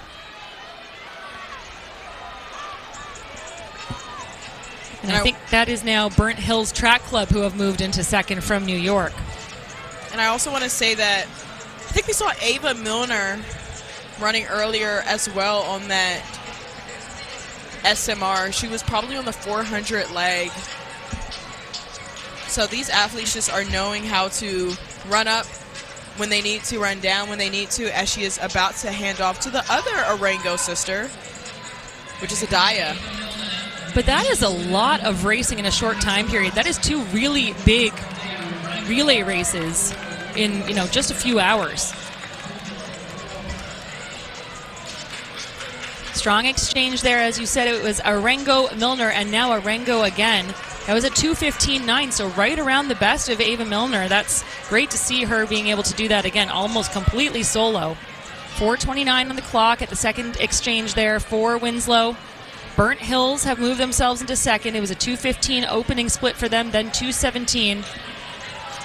There, the gap on display, almost a half a straightaway separating these two. And Adaya Arango knows what she needs to do here for her team. She's going to hand off to Tristan Hughes, who will be their anchor. But we saw this with the IMG team in the seeded girls section as well, where you just have to be able to find it within yourself to run completely solo without the help of any competition and just dig deep for your team. You absolutely have to. But luckily, I know they feel some adrenaline just from the simple fact that this is a relay. But she's just bounding now. She seems very, very relaxed in the front. Hopefully she hits another gear as she goes into her bell lap.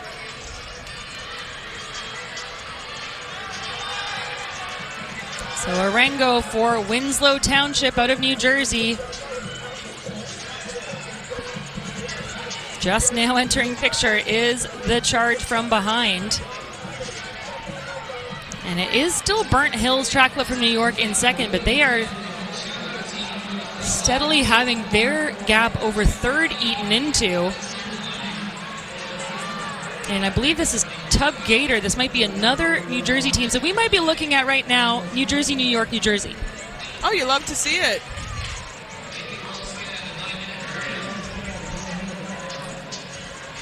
Very quick close here by the third leg for our second place team. Again, that may be Sofia Recinto for Tub Gator.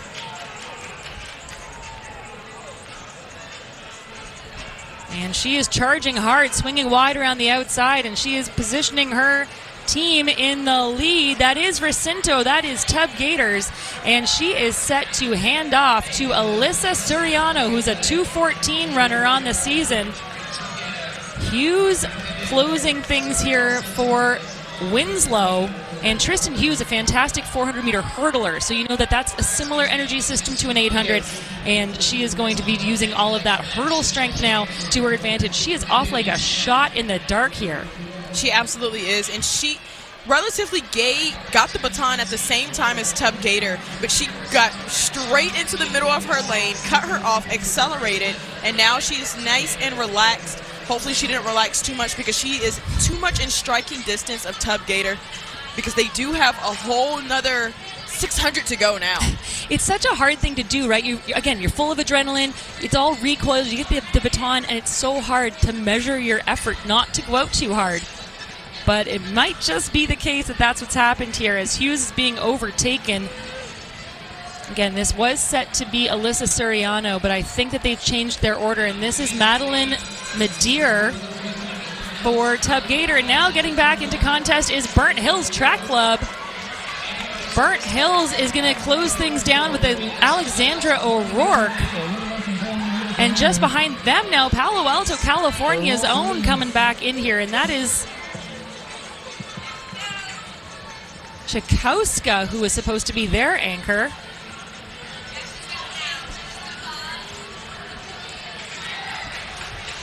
Burnt Hills out of New York. Pulling away, this is Alexandra O'Rourke. She is headed to Penn State in the fall, so you know she likes this opportunity. And look at this, finding another gear and turning over in a big way around the top of the track. This is an excellent piece of running, courtesy of the senior, who is going to be spending a lot more time right on this track coming up in the fall. And this is her home track now, Kate.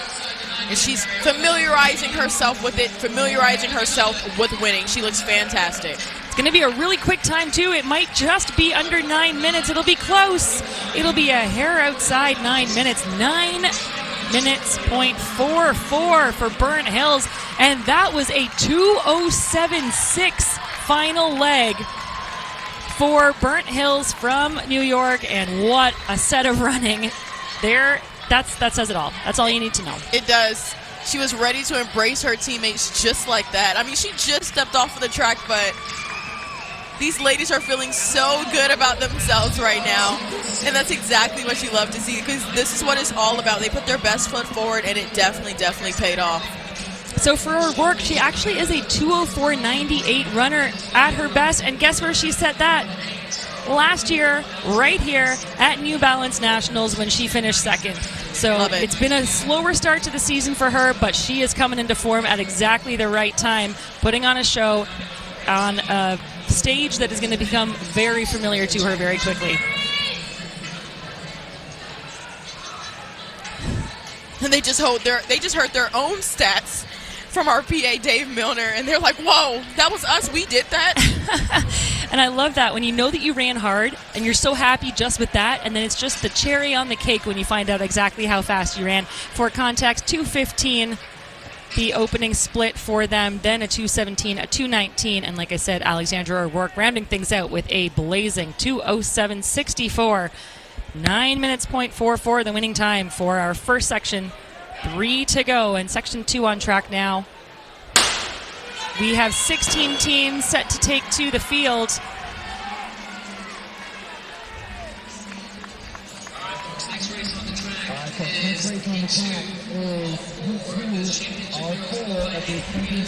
I'm loving the pastels. This is like a crayon box out on track. It absolutely is. I mean, they're running under the lights. They have to show up somehow in their neon. Well, we appreciate it as well here in the booth because it gives us something to kind of differentiate athletes from as well. And out to the early lead, I believe that this is Altoona from Pennsylvania, waiting on confirmation from that. And in fact, that appears to be Windsor Track Club from Connecticut. Evelyn Short set to lead out their first leg.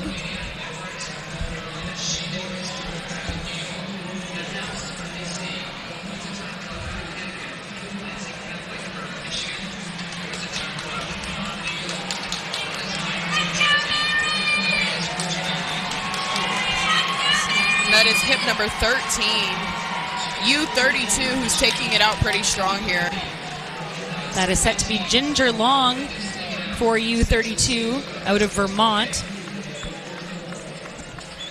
And that's interesting. She really held back for that first lap and let some of the drama play out in front of her and then made a big charge coming into the second lap here. She did. I mean, and that's really smart of her to do. Some athletes are not made for the hustle and bustle. It throws their rhythm off. It makes them a little bit more tired. Some athletes are made for it. They don't mind throwing a little bit of elbow, or they're willing to do what they need to do to break out of the field. But some athletes just need to run from the front, and that's exactly what she's doing. She's being hunted down now by the pace pushers. That is Kayla Williams, who is their lead leg. But it's so interesting, even without coming up on her shoulder, it's almost as if Long was sort of sensed her presence, kicked it into high gear, and she is striding powerfully down the track towards the exchange.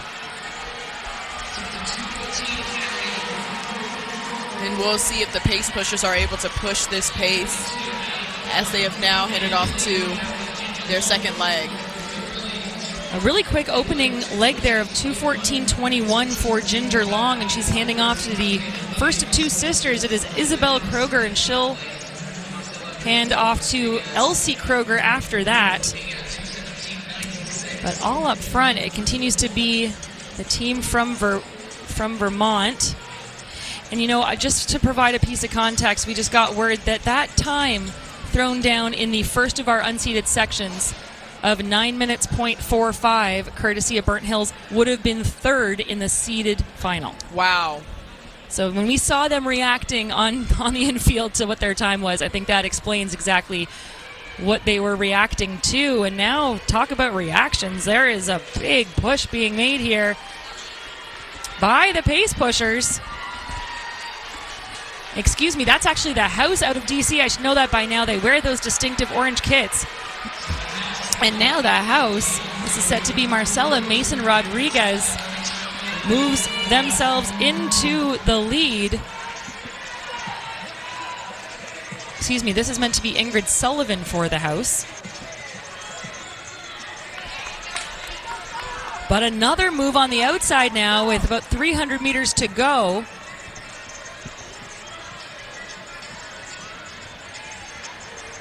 A powerful push, and this is the pace pushers.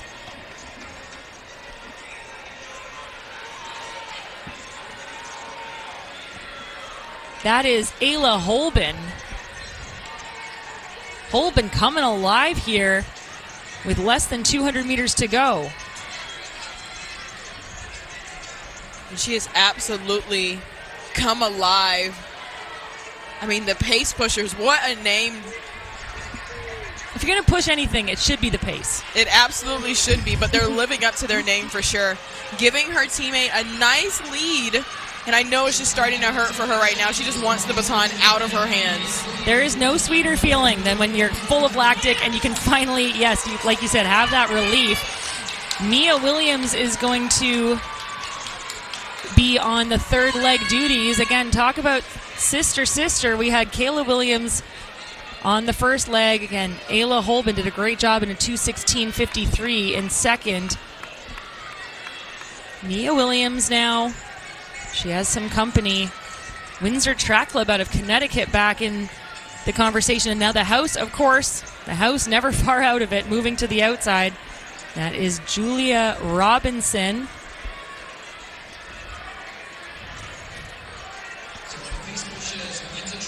And Grayson Harris set to be the third leg runner there in the middle for Connecticut, Windsor Track Club. She's tucked really nicely behind Robinson. She is, and she was moving so hard, and it seems like she was moving that hard just to be tucked right there, ready to strike whenever she's ready. She's got a really dynamic stride, and I think that's smart. You know, you get yourself into close contact, and then you just take a beat, enjoy the momentum of the person in front of you, and then save whatever you need to make that final kick for home at the right moment. All three of these teams still in it. The House had opening splits of 2:17 for their first and second legs. The gap continuing to widen back to Williams of the pace pushers.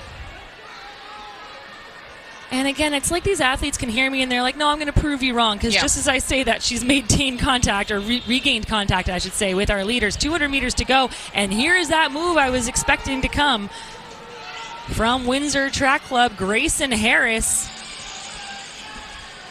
Williams responds. Williams swings wide. The pace pushers pacing it correctly. 2:15 and 2:16 their opening splits. Williams powering for home. It's going to be another really quick 800-meter leg here. That's a 2:21 split for Mia Williams, and she'll hand off to Emma Cook.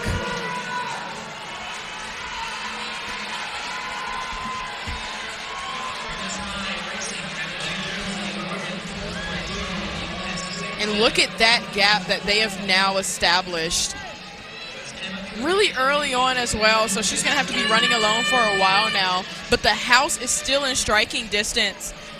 I mean, look at the way she's running compared to Emma Cook. Look at their stride patterns. Yeah, like you said, Serenity, really well matched here. But the House, you're right, moving really steadily, and she just, again, she kind of glides. She makes it look so easy.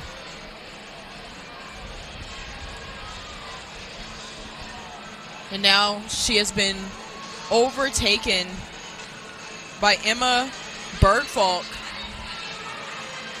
She now has that lead. So it's Emma versus Emma now coming into the bell lap. And Bergfalk with the advantage, but ever so slightly.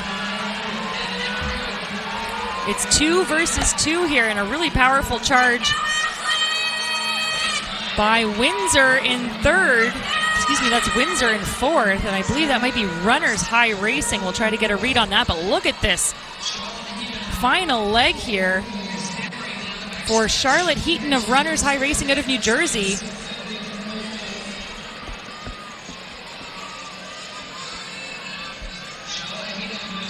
And that's actually Rhiannon Hill.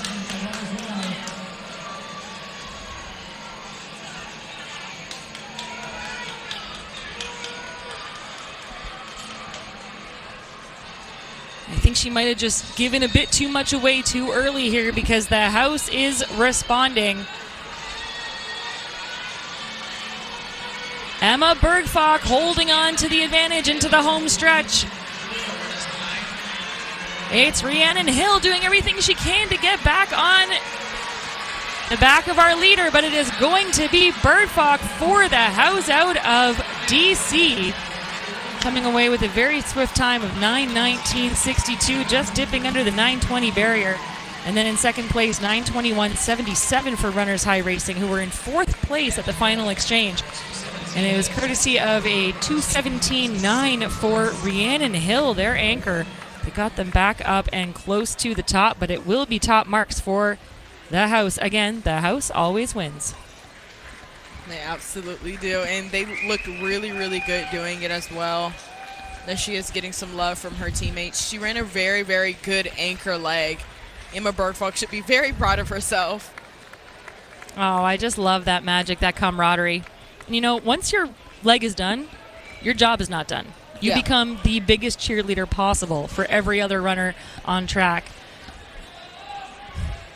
And some nice smiles for the camera there for those 4 runners out of DC. 9:19.62 for them. So 10 teams under 9:20 now as we move into our third and second to last race of the night. Heat 3 of 4 of this unseeded 4x800 relay.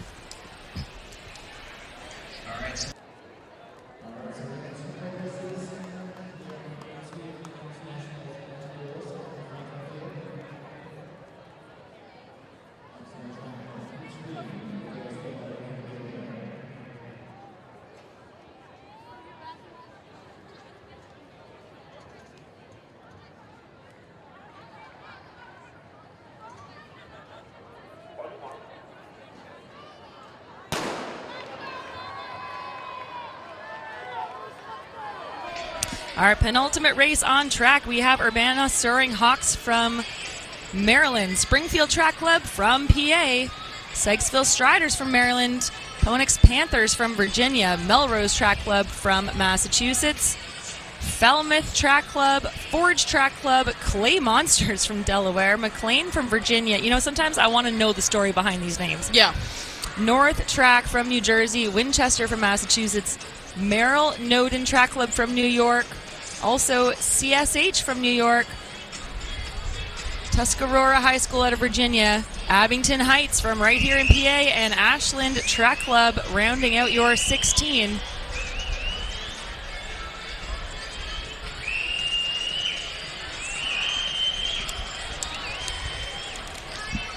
These ladies are getting a nice little breeze right now as they're coming around their second curve. And it is all hip number 15. That is Abington Heights High School.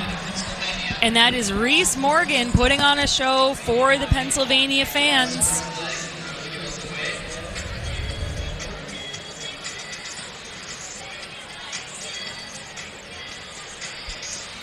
And Morgan continuing to pull away from the rest of the field here.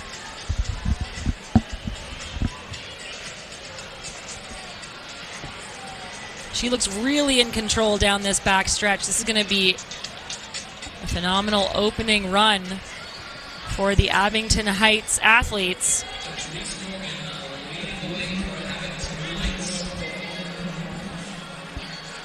I think that's Falmouth Track Club sitting in second. Again, we'll get some confirmation on this as they get to their first exchange. And Reese Morgan just still looking so strong as she's leading off her ladies. Trying to have a sizable gap because she knows only she knows what her teammates are capable of, really. That's so true, and she is giving her teammates every opportunity to show their stuff here. 2:20.84 for Morgan.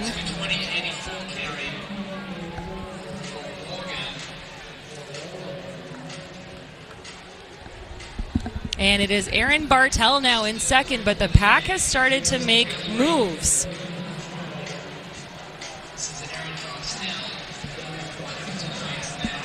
So again, the Ponox Panthers seconded that exchange out of Virginia, but look at the field. It is like a wave coming on our leader. Wow. I mean, this looks like it's the first leg all over again. It is the first leg all over, and it's like a reset. So up front, that is Bartel, who is feeling the challenge and responding really keenly. But now Newman has come around, it looks like. That is Newman now into the lead.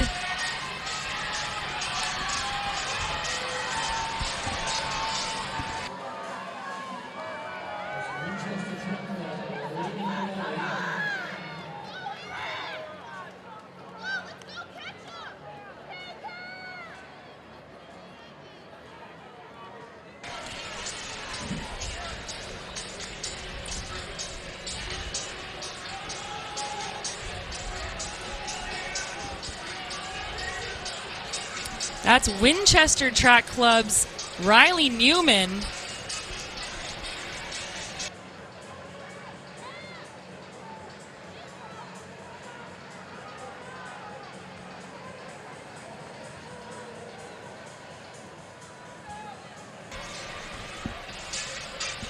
So Winchester Track Club and Riley Newman continuing to power away. Vibe into the music on track and vibe into the energy of her team. This is going to be a big margin of advantage coming into this second exchange. 2:20.84 was the 2:23.06 was the first leg for this team, and 2:18.60 for Riley Newman. That is excellent running. She's going to hand off with 3 seconds over the competition. Melrose Track Club in second.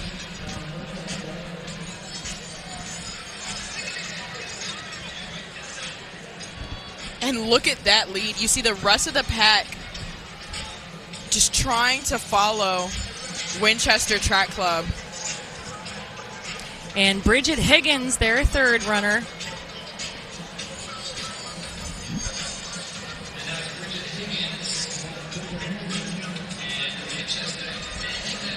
And again, no one in picture there.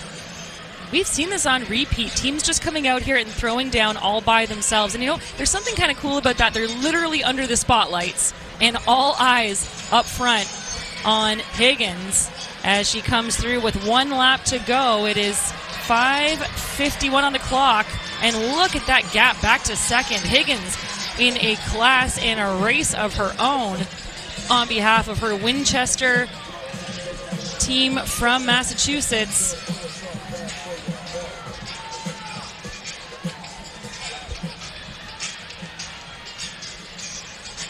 She's having to dig deep down this backstretch and just pace starting to slow ever so slightly. Here comes the charge from behind. It is a wave of 5 strong, and they are battling it out behind her. This is where it's okay to be the gazelle if there's one cheetah or one wolf. But if there are 5 or 6 of them, it makes it a lot harder to stay ahead of that pack. It definitely does. And it looks like the lactic is beginning to hit her legs. And she is just being hunted now. Hunted down, and it is going to be a really quick third leg here for the Hunters. Coming around, putting themselves back in the conversation, wearing hip number 14. That is Tuscarora High School from Virginia.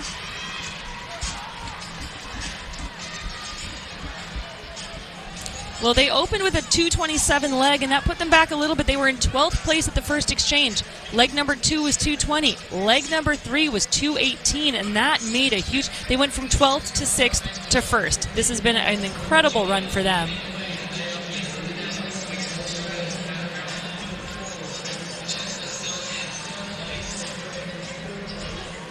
I mean, Tuscarora really putting themselves in the conversation. Just says a lot for their program. But we're going to see if she's going to be able to hold it, as she has about 600 more meters to go.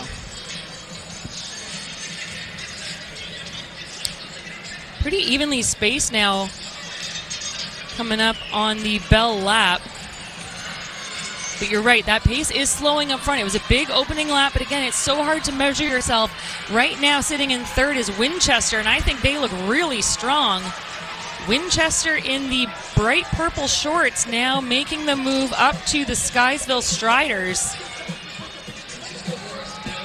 And Tuscarora holding on, but there is a serious challenge being mounted by Winchester.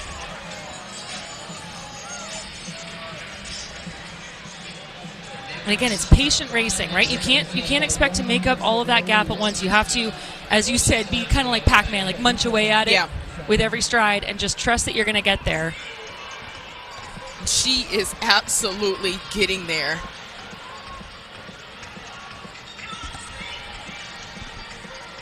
And that's Winchester Track Club.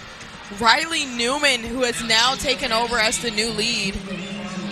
And in fact, that is Higgins. They've changed their order, but Bridget Higgins driving for home, and it was a perfectly executed push. This could not have been timed better, Serenity. And look, the challenge has been responded to, but it's going to be too little too late. It is going to be Bridget Higgins bringing things home for Winchester. 2:15.38 for Higgins. What a stellar run.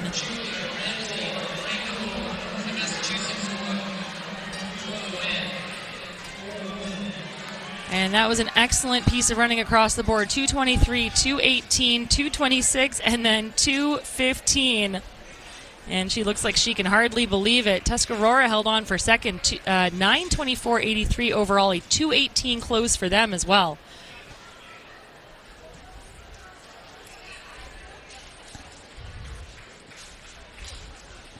And great to see those teams congratulating each other as well, as there is good support for every runner on track. We are getting set for our last event of the night. We started day 2, what was it, 47 hours ago? Something like that, Serenity? 47 hours ago, maybe 52. That's how long this day's been. That's how long it's been. But in all the best ways. And you know what? We had beautiful weather. Absolutely. No concerns or delays there. It has been favorable across the board, and it's been just record break after record break today. And, you know, I'll also say, Kate, these athletes make it worth it to stay out here this long, to get up this early. I mean, they just constantly come out here and put their best foot forward. I mean, if they continue to do that, then we're going to continue to come out here too. I mean, they give us a show. This is the easy job. We're just talking about the show. Absolutely. Count ourselves fortunate. As we head into our last event of the day, the 4th and final section of the Championship Girls Unseeded 4x800 meter relays. We've got Richmond, Virginia, West Springfield out of Virginia, Ross Gales from Jersey, and a hard fall there, and the athletes are called back to the line. And I'm sure you would know the rules for this, Kate. I think when there's a fall within the net, within the first 10 meters, they call it back. Sometimes it's the first 50 meters. It depends on how quickly they fall and if the person can get back up, if it's reasonable to reset. I'm really glad to see that that was the decision here, because the Seton Saints would hate to be out of it right from the start. And in the green kit on the outside for the Seton Saints, that is Holly Sims. She got back up really fast, so it looks like she's going to be all right. Yeah, and I hope that that's true. Yeah, I'm sure she's a little bit shaken up after that fall. For she kind sure. of has to put that behind her, have short-term memory. Well, we talked about being a goldfish. This is a good time to do that. Just have goldfish brain, swim around your bowl, and get back on track, and that's exactly what's happening. So it is Seton Saints with that initial fall on the outside. And again, they're joined by South Farms out of Connecticut, Oregon Distance Project, GCM Statesman from Virginia, Bronxville Track and Field out of New York, Riverdale Country Track Club also from New York. Got a whole bunch of New Yorkers here. Guilderland in 13, and then a couple of local teams. Episcopal Academy from Pennsylvania, Lancers Track Club from PA, and then Weymouth Track Club rounding out your field. And sometimes what happens when there's a fall is like all of that adrenaline just gets a little bit heightened. Yeah. You want to make sure you don't use it to, fall again. But we're seeing these girls going for it here in this final section, strung out early on. Everyone just keeping themselves out of trouble. And in lane 8, that is the Statesman, and that is Dobbich. Samantha Dobbich, their lead leg for the Statesman. And again, I don't think we've seen a race yet where they've been this strung out this early. No. That means it is fast, Serenity. That's absolutely what that means. Samantha Dobbich has chosen a path that's rarely chosen, and it's pretty scary for her to be up there by herself. But she seems to be doing pretty well now as she's just starting to get some pressure. Well, they heard you say, I should say, that she was feeling a little lonely by herself, so now she's got company. The pass being made on the outside. That might just be the Rocks Gales, and it is. That is the team out of Jersey. Rocks Gales, they are set to be led off by Leah Johnson. And now a move as well by, I believe that's the Weymouth Youth Track Club in the light purple shorts. And this has become a very interesting race all of a sudden. That is Johnson for the Rocks Gales, and she's going to be in the lead as she approaches the first exchange. Jersey taking it. Rocks Gales.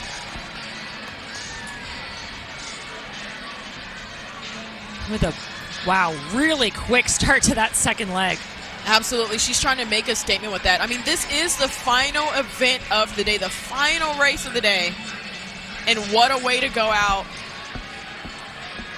Just trying to set your teammate up nicely. That's what relays are all about. You would think that they're doing it for themselves, but relays are extremely an unselfish run. Well, all the more reason, again, to measure your effort the very best you can, because you don't want to just, again, use up too much of that nervous energy too early on. Your teammates are going to help you with the support from the infield, but that can only get you so far. Your legs have to do the work.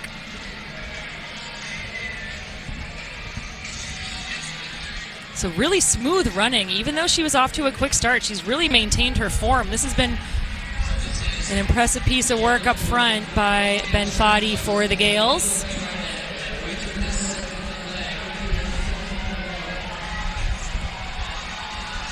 And you see it starting to hurt for her now. I mean, hurting in an event is A-okay. There's nothing wrong with that. We are in a sport of pain. Look, this is track. A sport of pain. We are in a sport of pain, but it is about how hard you can push through that pain.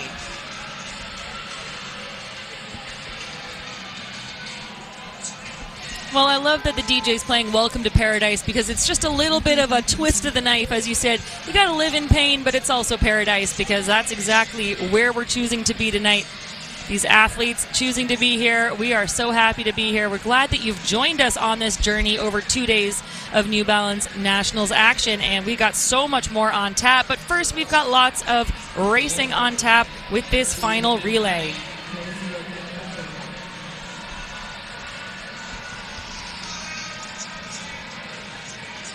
So that is Hannah Nelson for Lancers Track Club in the blue, who has caught up to our early leader, Ben Fadi. She's going to do everything she can to hold on, but Hannah Nelson obviously hurting as well.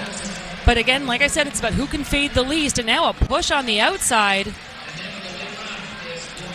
A really big push there by Bronxville Track Club, who are going to be sort of a surprise leader into that third leg. They absolutely were. And what an interesting time to just push forward right when you're about to hand off the baton. But her teammate has just responded to it. She's like, okay, A-okay, that's what you want me to do? Bronxville had a great close there. They were 2:23 on the opening leg, 2:21 on the second leg. Lancers in second still, and I believe that's West Springfield on the outside.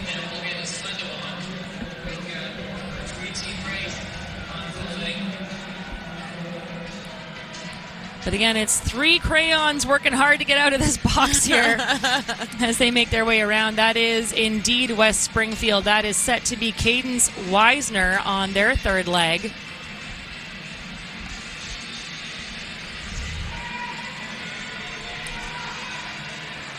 And now on the outside, a big move by Sachem Spike Shoe Club. They were not part of this race at all until right now. And that's Scavo for them. And still with about 350 meters to go, she's just looking so strong. I mean, she passed by that group of three and just kept on pushing. Now the battle is in the back. Well, Serafina Scarvo has just come out of nowhere.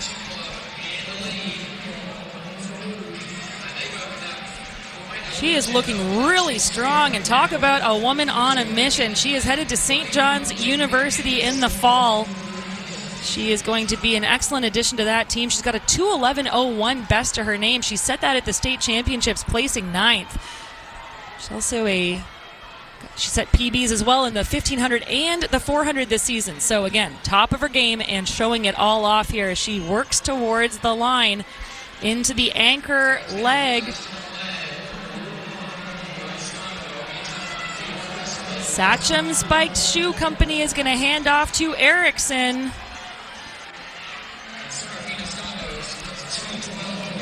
2:12.68 that split. Well, for a girl whose PB is 2:11 to run a almost completely solo 2:12, she is capable of so much more. That is impressive racing. And now that sets the tone for Abigail Erickson.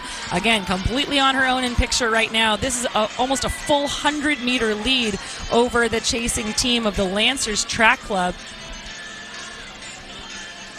And Abigail Erickson is just dominating right now.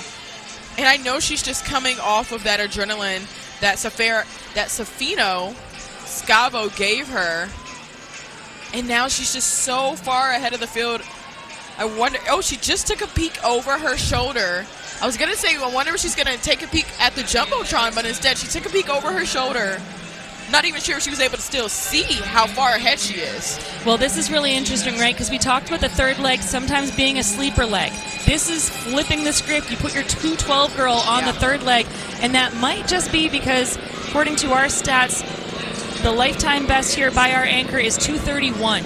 So you want to give your runner that maybe isn't quite as fast as much of a gap as possible for that final leg. But she's moving really well right now. You're right, she's shoulder checking a lot.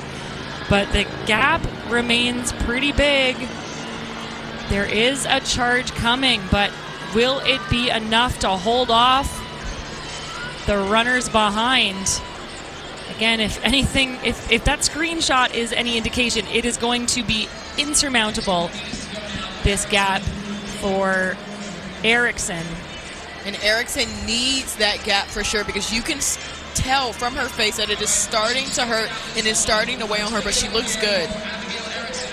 Abigail Erickson closing things out for the Sachem Spiked Shoe Club out of New York. This is from Farmingville, New York, Sachem East High School, and they are going to take the win here surely with about 50 meters remaining to the line. It is going to be the quartet from Sachem High School taking the win, 9:29.47, and you know what? A 2:25.92 final leg. So that, again, on paper, is a new lifetime best for the anchor. I mean, and they're so happy about it. What a way to close out. Nice little gritty there at the end. I mean, you love to see it. Why not show up and show out? Show up and show out. How many times today did we see that? And look at this. Again, it doesn't matter whether you're in the seeded section, the unseeded, which event it is. Every athlete is taking this just as seriously, and it means just as much to them as to the next. And again, that's what I love about our sport, Serenity. We have been just enjoying an embarrassment of riches today in the form of performances, but also just the amount of heart that you're seeing on the track and the field. You absolutely are. And these ladies are going to be taking their fresh New Balance book bags all the way back to their respective cities and their high schools. And that's just really, really great to see. And the PRs, the meet records, you're going to go back with some confidence.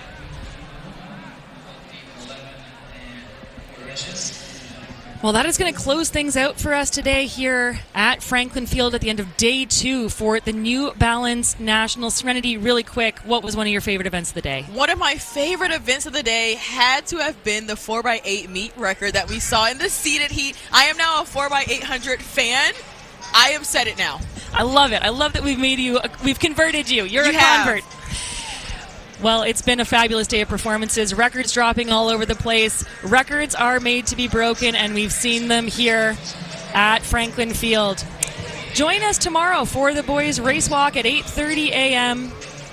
All kinds of action on the track and the field once again from Philadelphia.